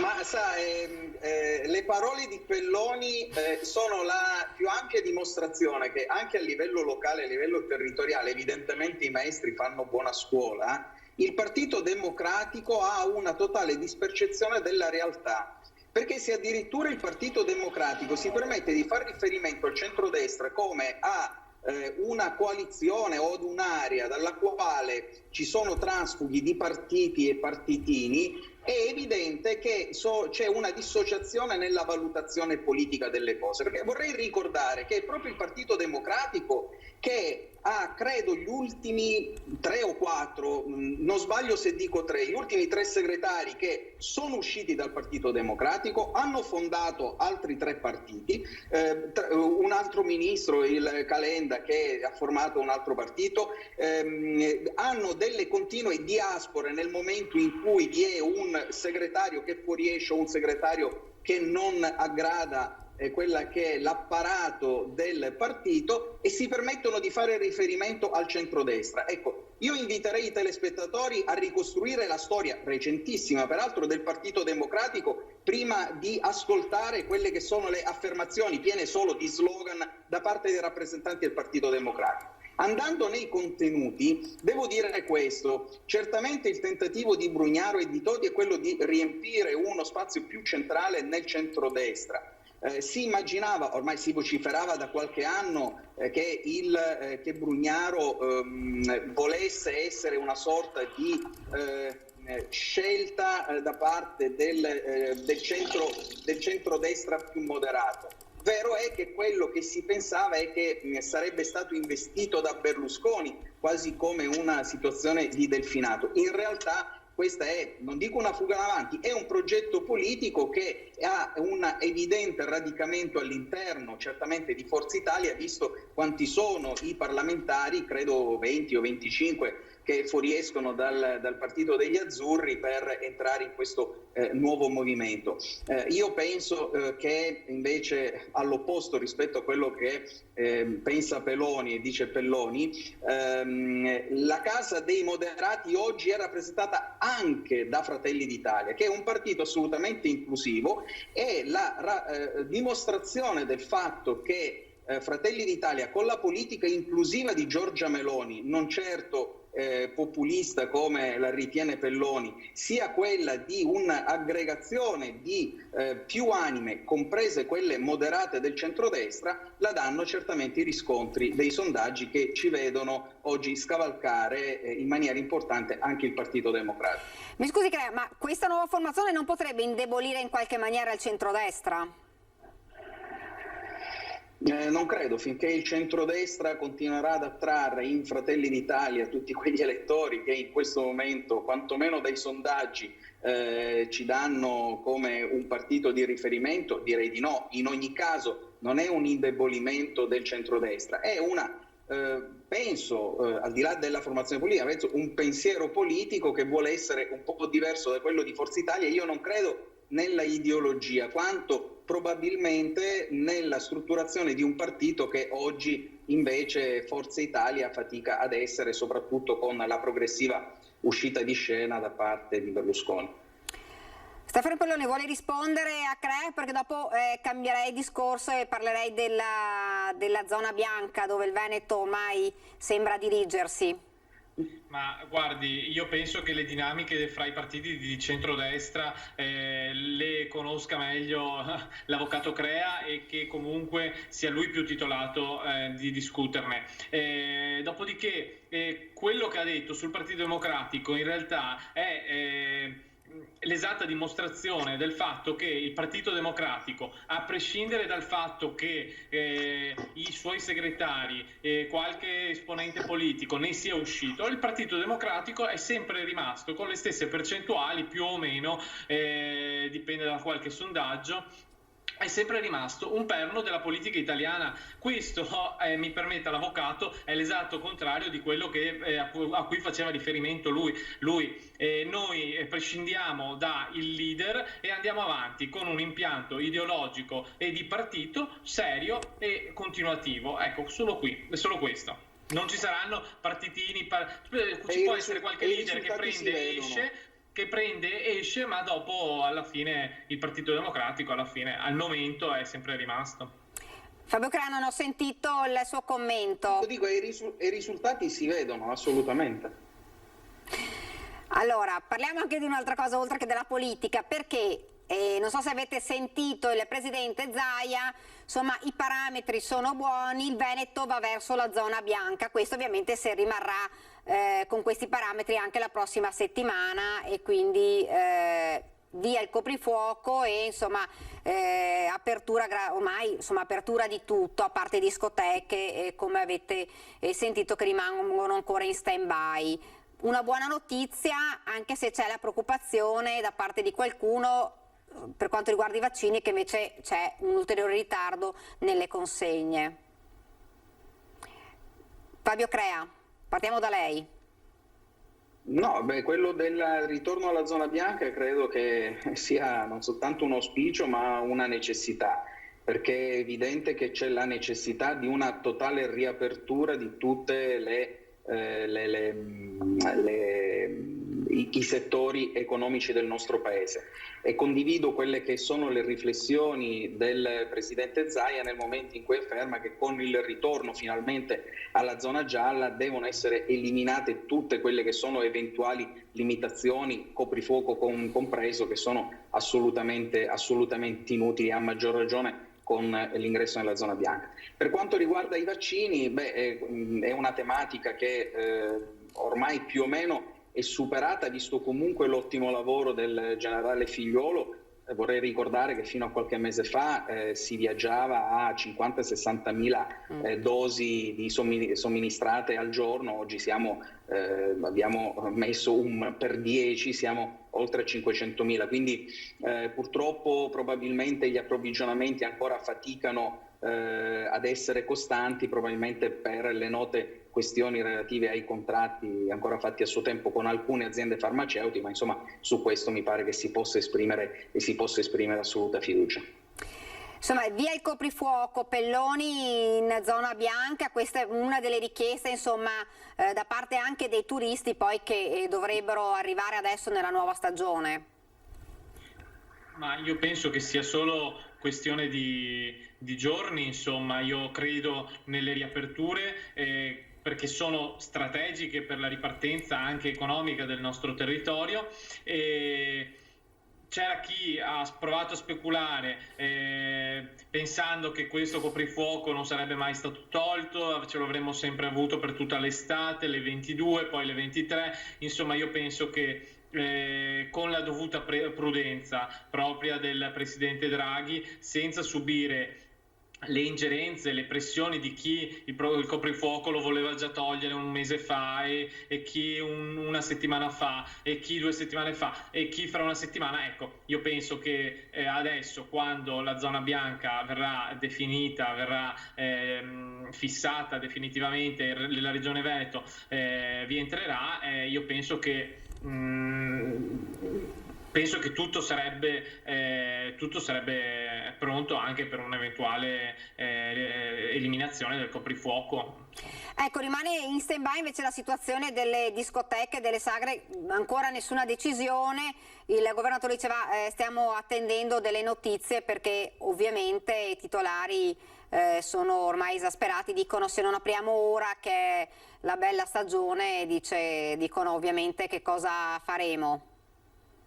Sì, certamente c'è la massima solidarietà verso quei gestori, verso gli operatori anche della cultura, verso gli operatori del turismo. E certamente anche per quelli arriverà il momento delle riaperture. È chiaro però che purtroppo non è per colpa del governo, non è per colpa di nessuno. Il problema è che purtroppo ci sono degli assembramenti in queste attività che ancora rendono forse più pericolosa di altre attività la ripartenza. Però io confido che con il proseguire della campagna vaccinale soprattutto, e non della riduzione dei contagi grazie alle chiusure, ma con la prosecuzione della campagna vaccinale, anche queste attività potranno ripartire. Fabio Crea. Sì, ho sentito un termine usato da Pelloni, grande solidarietà a questi gestori. I gestori che da 1 anno e mezzo sono chiusi, delle discoteche o di altre attività, della solidarietà se ne fanno ben poco. Quello che sarebbe assolutamente necessario nel caso in cui si ritenga, come da 1 anno e mezzo pare che sia nel governo Conte 2 e anche nel governo Draghi, che le discoteche siano un veicolo di trasmissione tale da doverle far rimanere assolutamente chiuse con qualsiasi fascia, in qualsiasi periodo, allora c'è la necessità non di esprimere solidarietà, perché non si pagano né le tasse né i costi fissi con la solidarietà, ma è necessario che con i vari decreti si fosse messo mano al portafoglio dello Stato e del governo per poter effettivamente ristorare, come ha detto il Presidente Zaia, a piedi lista quelle che sono state le gravissime perdite da parte di questi gestori. Poi gli daremo anche la solidarietà. Pelloni vuole Certo, ma Fratelli d'Italia, se ha la ricetta pronta per tutto, poteva entrare nel governo e suggerire ricette per realizzare questi ristori. C'è chi ha voluto assumersi la responsabilità del governo e c'è chi invece non ha voluto assumersi la responsabilità del governo per lucrare su queste posizioni, come sta facendo l'avvocato Crea, che prova a, diciamo così, interpretare alcune mie parole per provare a strumentalizzarle. La mia espressione di solidarietà è perché io non sono al governo, non posso pretendere nulla, sono un amministratore locale. È chiaro che anche per me la richiesta è quella di ristori per queste attività. Fabio Crea, stavo prima parlando. Una brevissima lettura degli atti parlamentari, che è sempre utile, avrebbe consentito di far vedere a Pelloni come altri rappresentanti del Partito Democratico che in aula sono sordi, ma se non sono ciechi io non lo sono possono sordo in vedere aula, avvocato, perché io sono... No, sto parlando dei rappresentanti parlamentari del Partito Democratico, ovviamente, che ascoltano o non ascoltano in aula quelle che sono le proposte di Fratelli d'Italia, però non essendo ciechi quegli stessi rappresentanti avrebbero potuto vedere quante e quali fossero state le proposte di Fratelli d'Italia che settimanalmente vengono portate in Parlamento e direttamente al Presidente Draghi. Poi se uno non lo vuole accogliere perché sono provenienti dall'opposizione, anche se sono delle proposte mirate, ragionevoli ed efficaci, questo è un problema del governo. Non si deve per forza entrare nel governo per poter fare delle proposte di legge che abbiano un senso e che siano importanti. E questo quello che si chiama Partito Democratico dovrebbe essere, come dire, un principio indissolubile. La democrazia non è soltanto la rappresentazione da parte dei rappresentanti del governo, le proposte arrivano anche dall'opposizione. Il Partito Democratico, che c'è stato anche in opposizione, dovrebbe saperlo. Pelloni. Sì, certamente. Io parlavo di chi ha avuto il coraggio di assumersi delle responsabilità di governare una fase complessa e chi invece non ha avuto questo coraggio. Il problema non è assumersi il coraggio, il problema è essere capaci di governare. Sì, ma se Fratelli d'Italia era così capace di governare, poteva farlo. Noi non governeremo mai come Partito Democratico. Ma noi siamo visto un che partito ha deciso coerente. di... Visto che ha deciso di che qualcosa che manca nella politica italiana è qualcosa che invece Fratelli d'Italia continua a portare avanti, e noi non governeremo mai con la sinistra, né con il Partito Democratico, né tantomeno con i 5 Stelle. Se qualcuno ha fatto delle scelte diverse, non è certamente un problema di Fratelli d'Italia, che coerentemente rimane fermo a quello che è il patto con gli elettori, che è il fulcro della nostra democrazia. Pelloni stava rispondendo quando...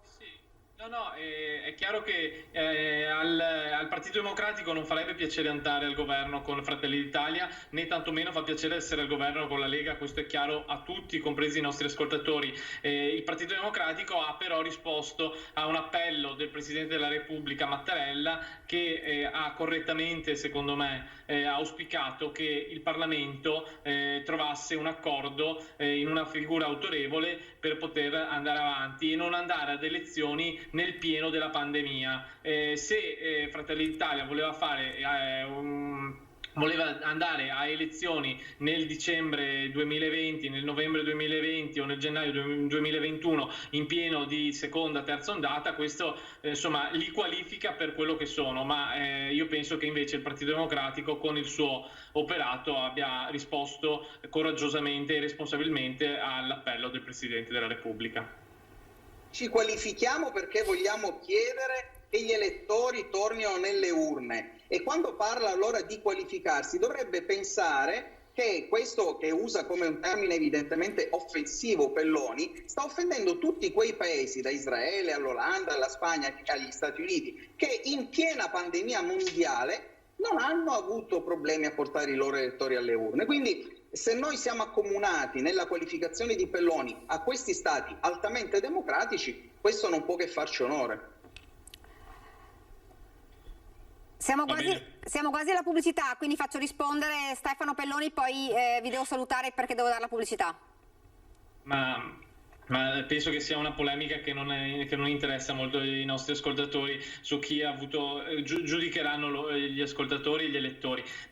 Però io penso che visto che in Italia le legislature durano 5 anni e visto che il Parlamento è sovrano e visto che non viene eletto un governo ma viene eletto un Parlamento, io penso che quando, a differenza degli Stati Uniti, della Spagna, di Israele, quando si va in cui scadeva il mandato elettorale, in Italia non scadeva il mandato elettorale, e quindi chiaramente il Presidente della Repubblica ha invitato i partiti che fanno parte del Parlamento di trovarsi e di mettersi d'accordo. Andare ad elezioni anticipate, per quanto mi riguarda, sarebbe stato disastroso anche per la nostra pandemia.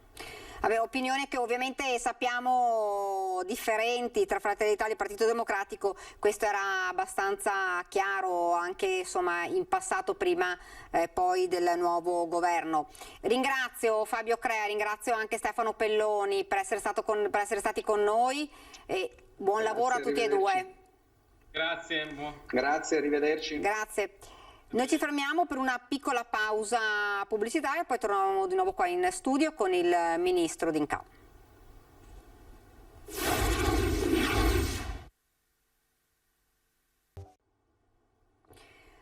Bene, siamo tornati nuovamente in diretta, lo vedo già collegato con noi il ministro per i rapporti con il Parlamento, Federico D'Incà, buongiorno. Buongiorno a voi tutti, grazie per l'invito. Buongiorno, dunque parliamo intanto del provvedimento del sostegno bis. Molti si stanno aspettando insomma anche le novità future, che cosa farà adesso il governo dopo questo sostegno bis? Beh, il sostegno bis con i suoi 40 miliardi di euro dopo il primo decreto sostegno da 32 miliardi di euro, quindi ci portiamo l'anno 2021 ad aver sostenuto la nostra economia con 72 miliardi di euro, una cifra molto importante. In questo decreto ancora una volta andiamo ad aiutare con risorse a fondo perduto, in particolare le nostre imprese, quelle che hanno perso nel 2020 rispetto al 2019, dando miliardi di euro e poi cercando di poter anche dare un sostentamento alle attività economiche che andranno ad assumere delle persone appunto da qui al 31/12, quindi con un aiuto che di fatto si trasforma in uno scavo fiscale per le persone che assumono e che mantengono le persone a tempo indeterminato dopo 6 mesi. A questo oltre si aggiungono anche 1,9 miliardi per gli enti locali, sostegno nei confronti del mondo della ricerca per i farmaci che sono innovativi nei confronti di queste malattie che così difficili, così terribili che ci hanno colpito, e quindi insomma tutta una serie di risorse economiche che ci permettono di poter rilanciare ancora di più la nostra economia da qua ai prossimi mesi, anche perché sembra che da quanto insomma è scaturito dagli ultimi dati di questi ultimi giorni, sembra che la ripresa economica sia più forte nel 2021 rispetto diciamo alle indicazioni precedenti che davano un aumento del PIL del 4,2-4,5%. Ecco, quali saranno invece i prossimi passi da parte del governo?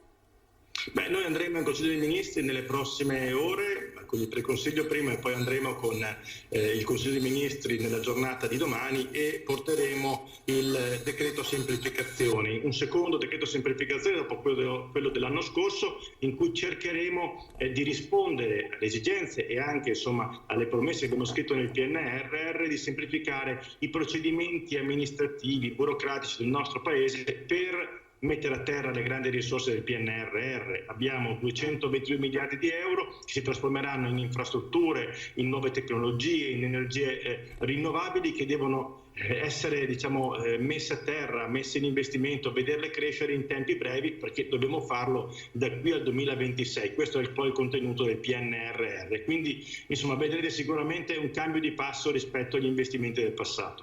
Lei prima parlava di una ripresa economica più forte nel 2021 e ancora insomma molti sono preoccupati per quello che sarà il futuro, soprattutto anche per quanto riguarda il comparto turistico che ancora insomma sta facendo fatica, diciamo, anche se i primi turisti si iniziano a vedere, insomma, però è uno dei settori che è stato maggiormente colpito e che è ancora in grande difficoltà. Sì, il settore del turismo è quello maggiormente colpito, in particolar modo quello del settore invernale, a cui dedichiamo ancora altri 100 milioni di euro nei sostegni 2, oltre ai 700 milioni di euro destinati nei sostegni 1, che sono andati insomma tutte quelle attività economiche legate al turismo della montagna. Noi ci aspettiamo comunque, attraverso il ciclo di vaccinazione che sta diciamo aumentando nei numeri, abbiamo avuto oltre 32 milioni di dose somministrate a ieri, con 11 milioni di dosi, 11 milioni di persone con doppia dose e una decina di milioni di persone che hanno avuto una dose, stiamo avvicinandoci insomma a grandi passi sempre di più ad avere gran parte della popolazione del nostro paese vaccinata. Noi facciamo conto con all'incirca le 20-22 milioni di dosi che avremo a giugno di superare la metà della popolazione del nostro paese vaccinata, e questo, come avete visto anche nelle ultime giornate, vuol dire un grande calo dei degli infetti prima di tutto e anche dei morti nel nostro paese. Siamo intorno alle 5.000 persone contagiate al giorno, quindi si sta veramente riducendo e possiamo tornare a fare il contact tracing, quindi a poter capire chi è contagiato e chi contagia. E dall'altra parte anche la mortalità nel nostro paese sta scendendo sempre di più, pur avendo avuto oltre 125.000 morti, e per cui esprimo tutta la vicinanza, insomma, alla famiglia di queste persone che hanno visto un proprio caro soffrire e poi anche morire. Ecco, Ministro, ieri l'assessore Lanzarin diceva per metà giugno ci saranno meno dosi di quelle che ci si aspettava. Le vaccinazioni, la campagna sta andando bene, però questo potrebbe essere un'altra frenata. Ma adesso le frenate sono quando parliamo di avere qualche milione di dosi in meno su 20 milioni di dosi, cioè adesso credo che siano numeri completamente diversi e la macchina sta funzionando al meglio. Cercheremo di lavorare perché vi siano rispetti dei contratti da parte delle multinazionali dei farmaci che appunto come Pfizer, Moderna, AstraZeneca ci vengono consegnati. Io penso che la cosa importante in questo momento, e utilizzo i vostri canali per poterlo dire alla popolazione, è che vi sono ancora milioni di persone, forse 3 milioni di persone sopra i 60 anni che non sono ancora state vaccinate. A queste persone io mi rivolgo perché la malattia ha le conseguenze peggiori sopra i 60 anni e quindi è importantissimo che queste persone si facciano avanti, che concludono oltre il loro ciclo di vaccinazione con la seconda dose, anche che facciano alcuni di essi la prima dose. Quindi è un grande invito alla popolazione ad avere fiducia, i farmaci funzionano, i vaccini funzionano, vi prego di fare un passo avanti perché in qualche maniera chi è sopra i 60 anni rischia molto di più di chi è più giovane e quindi e questo è un richiamo a tutti noi per avere il massimo senso di comunità e di farsi avanti in questo momento. Ecco, altro nodo importante che chiedono i cittadini è questo famoso Green Pass, una volta che si è vaccinati, per potersi spostare da un posto ad un altro con più tranquillità. Com'è la situazione da questo punto di vista? Per il nostro paese è abbastanza chiaro, noi abbiamo indicato che il trasferimento in zone gialle, zone arancio si possa fare attraverso un Green Pass. Questo Green Pass per le persone che hanno avuto una vaccinazione funziona dopo 15 giorni alla prima vaccinazione e dura 9 mesi dal termine del ciclo della vaccinazione. Quindi sono termini abbastanza lunghi che ci fanno vedere in maniera ottimista per la stagione estiva. Dall'altra parte poi si possono muovere chi dimostra di aver avuto il coronavirus e quindi è potuto guarire e chi ha fatto un tampone nelle 48 ore precedenti. A livello europeo si sta anche lì arrivando ad una conclusione con un accordo che io credo ci permetterà di poter avere chiaramente i turisti stranieri nel nostro paese, turisti che possono dimostrare di avere quelle caratteristiche simili alle nostre, quindi o la vaccinazione o di aver contratto il virus e poi di essere guariti. Quindi credo che stiamo andando anche lì verso una soluzione molto veloce. Il nostro paese anche in questo caso ha dimostrato di essere in anticipo nei tempi rispetto agli altri paesi europei. Le chiedo anche un altro delle cose che continuano a chiederci i cittadini, e sono quelli della possibilità che è in discussione oltretutto fra le regioni, chi ha fatto la prima dose vuole magari andare, non lo so, in Puglia per fare le ferie, dice, e rientra magari in quel periodo, rientra la seconda dose, la possibilità, e so che è un altro dei nodi che si sta discutendo, la possibilità di poter fare la seconda dose fuori dalla propria ASL. Siccome più o meno sappiamo quando uno ha fatto la prima dose e quando fa la seconda dose, io invito le persone in questo momento ad organizzare le ferie anche comprendendo qual è lo spazio di tempo in cui dovrà fare una seconda dose, quindi di porre anche questa attenzione. E quindi anche il consiglio che ha dato il generale Figliuolo in questo momento, quindi programmarsi a seconda anche della seconda dose, quindi nulla da togliere all'importanza di un periodo di ferie che aiuta anche la nostra economia, quindi anche negli spostamenti all'interno del nostro paese, ma dall'altra parte il consiglio è anche in qualche maniera programmarsi le ferie in base anche alla seconda dose. Ecco, un'altra domanda che le volevo fare era proprio sul turismo. C'è un po' la preoccupazione per i turisti, arrivano, non arrivano, insomma la nostra è un paese turistico, insomma la speranza è che quest'anno vada meglio ovviamente dell'anno scorso, anche perché quest'anno la paura era per l'autunno, ma insomma a differenza dell'anno scorso c'è una campagna vaccinale che continua e che dovrebbe portare insomma ad una tranquillità per l'autunno, anche perché Ministro, volevo anche ricordare che il Veneto, appunto oggi il Presidente diceva, ci stiamo già organizzando addirittura per la terza vaccinazione in autunno. Questo chiaramente è da comprendere con i dati clinici per la terza vaccinazione, e capiremo tutti quanti insomma il tipo di percorso che faremo da qui ad ottobre, dove chiaramente con il ritorno del freddo dovremo di nuovo richiuderci in casa e quindi verificare che non succedano gli avvenimenti che abbiamo visto nell'ottobre del 2020.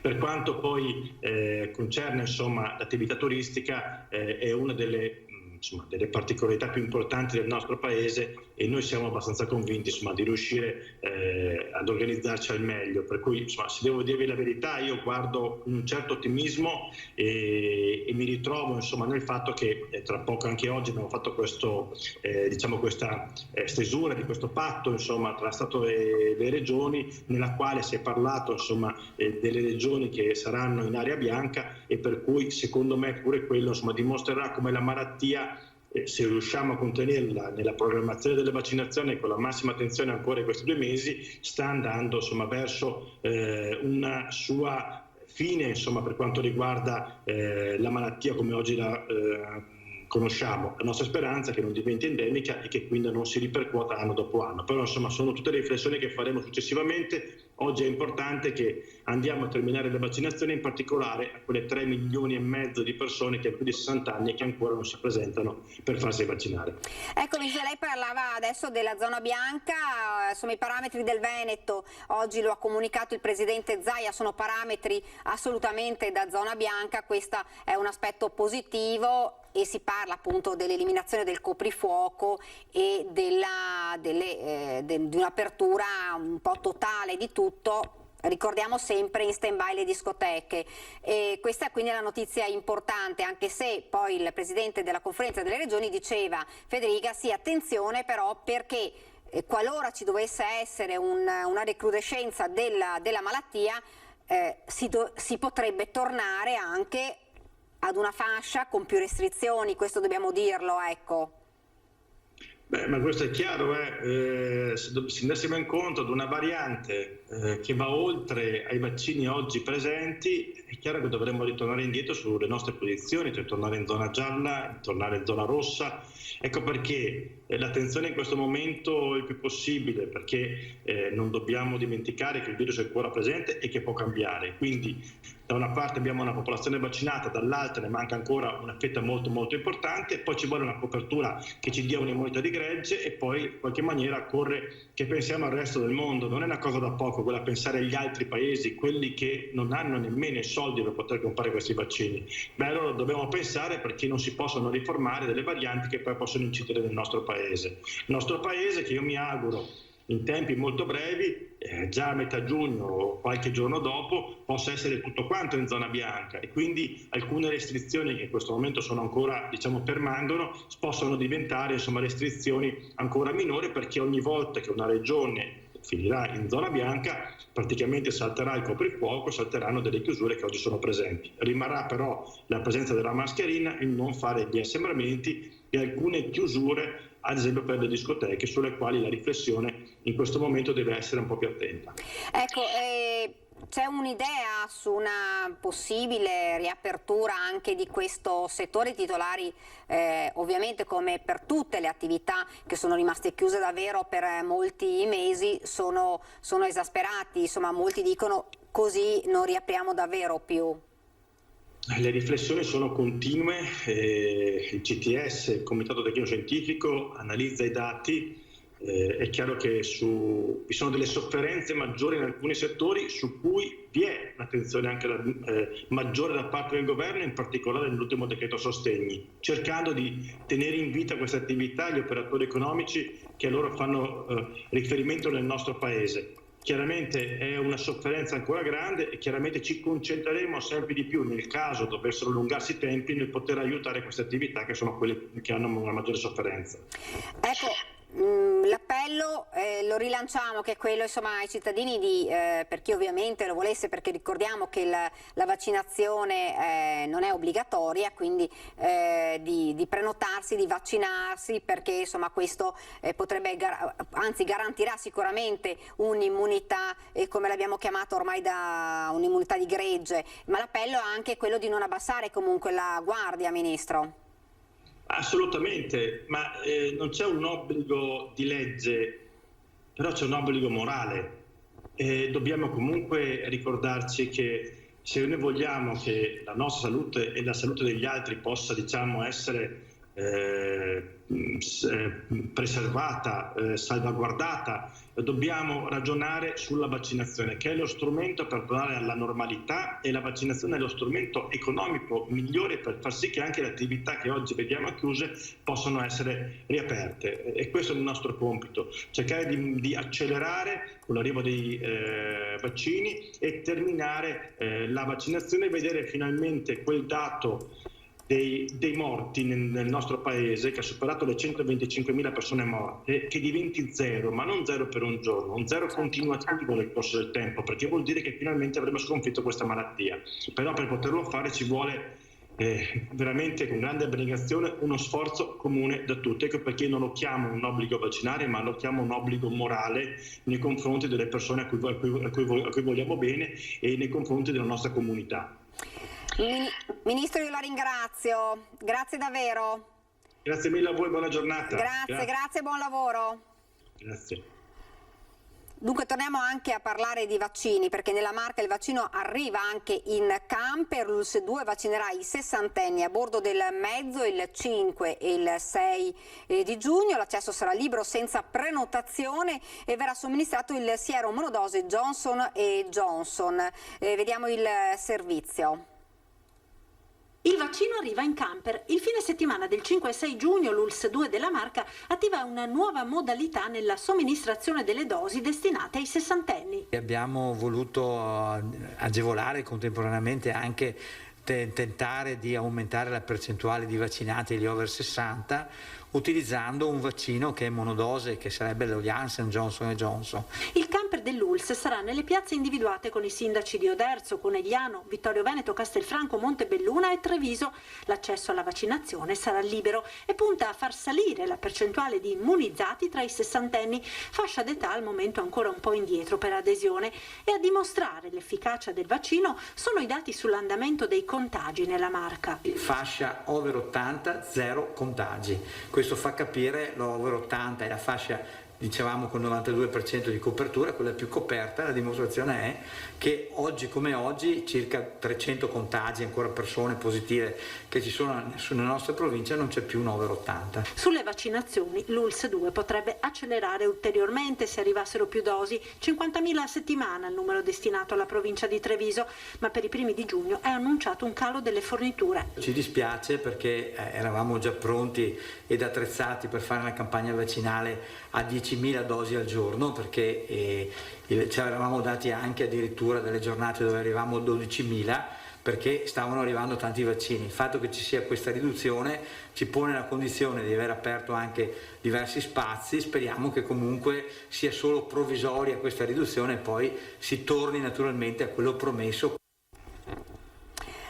Dunque abbiamo anche parlato, l'avete visto nel corso di questa diretta, della riapertura della stagione balneare. Tutto è pronto in tutte le zone, c'è anche la voglia di rivedere i turisti, non solo nelle città turistiche, ma di rivederli al mare. Qualche prenotazione comincia ad esserci, gli stranieri cominciano ad arrivare piano piano, ovviamente, perché come si sa si attende di capire che cosa accadrà con l'arrivo dei turisti per quanto riguarda le vaccinazioni, i tamponi, il famoso Green Pass di cui si sta ancora discutendo all'interno del governo per capire in che forma poi arriverà questo Green Pass. Però insomma i turisti stanno arrivando e gli stabilimenti balneari sono già aperti anche a Jesolo, e tutto è proprio davvero pronto per questa ripartenza. Sentiamolo.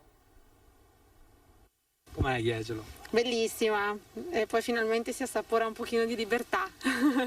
Lettini e ombrelloni distanziati per rispettare le norme anti-Covid. Dopo un weekend di Pentecoste passato sottotono causa maltempo, il sole è tornato a Jesolo e i turisti non mancano. Venite da lontano? No, veniamo da Mestre. Passeremo qui la giornata, mangeremo qui, trascorreremo fino al pomeriggio qui e poi torneremo stasera a casa. Sta cominciando la ripartenza per Jesolo.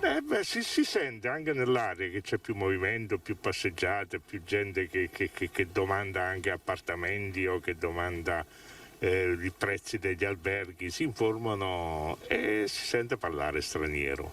Where are you from? Austria. Beh, Jesolo è stupenda. C'è la possibilità di stare con i bambini, poi c'è anche la possibilità di divertirsi tra giovani. È pulita, è tutto al posto giusto, diciamo, anche le prevenzioni per il Covid, abbiamo trovato tutto molto fatto bene. Ecco. Avete passato una bella vacanza? Sì. Quanti giorni? 4. Da dove venite? Dal Trentino, Trento. Da Verona. Quanti giorni passate qui a Jesolo? 5 giorni, ma torniamo anche a giugno. Come vi siete trovati? Beh, ci sta bene a Jesolo, cioè il Veneto, io sono veneta, ma Jesolo offre molto. E si può uscire, andare a mangiare, andare al ristorante, dappertutto. Si torna alla normalità? Normale, si torna a vita normale. Antena 3. Finalmente qui a Jesolo. Non vedevo l'ora. Mi metto la mascherina, se no... Come sta andando? Bene, una cosa grande. Cominciamo a vivere, dai. Finalmente dopo un anno di reclusione, anche di più, torniamo in spiaggia a divertirci. Speriamo, dai, che possa durare il più possibile. Dal mare alla montagna il turismo comincia ad arrivare anche nelle zone montane, anche nel bellunese, anche se le strutture ricettive faticano davvero a trovare i lavoratori stagionali. Sentiamo.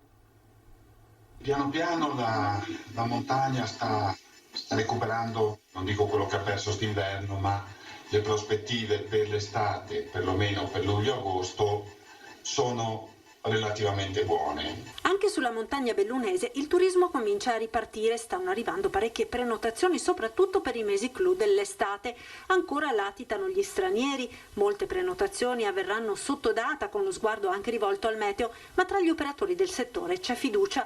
Gli hotel cominciano a riaprire o a riprogrammare le riaperture. Alcuni eventi, come ad esempio il Giro d'Italia, aiutano, ma incredibilmente quest'anno il problema è reperire la manodopera. Mancano all'appello i lavoratori, soprattutto gli stagionali e le professionalità più qualificate, con lavoratori che fermi per tanti mesi a causa della pandemia hanno cercato di ricollocarsi in altri settori. Di solito tra aprile e maggio agli alberghi arrivano curriculum di gente che cerca lavoro, ma quest'anno, a differenza degli anni scorsi, purtroppo non ce ne sono, e il problema non è solo della montagna, ma in Veneto sento che è parecchio generalizzato. Siamo arrivati al termine di questa diretta, ringrazio chi è in regia e che ci ha accompagnato in queste 2 ore e mezza di diretta, Andrea Basso e Italo Morao, grazie anche a loro. È tutto davvero per questa edizione, grazie a tutti per averci seguito e arrivederci.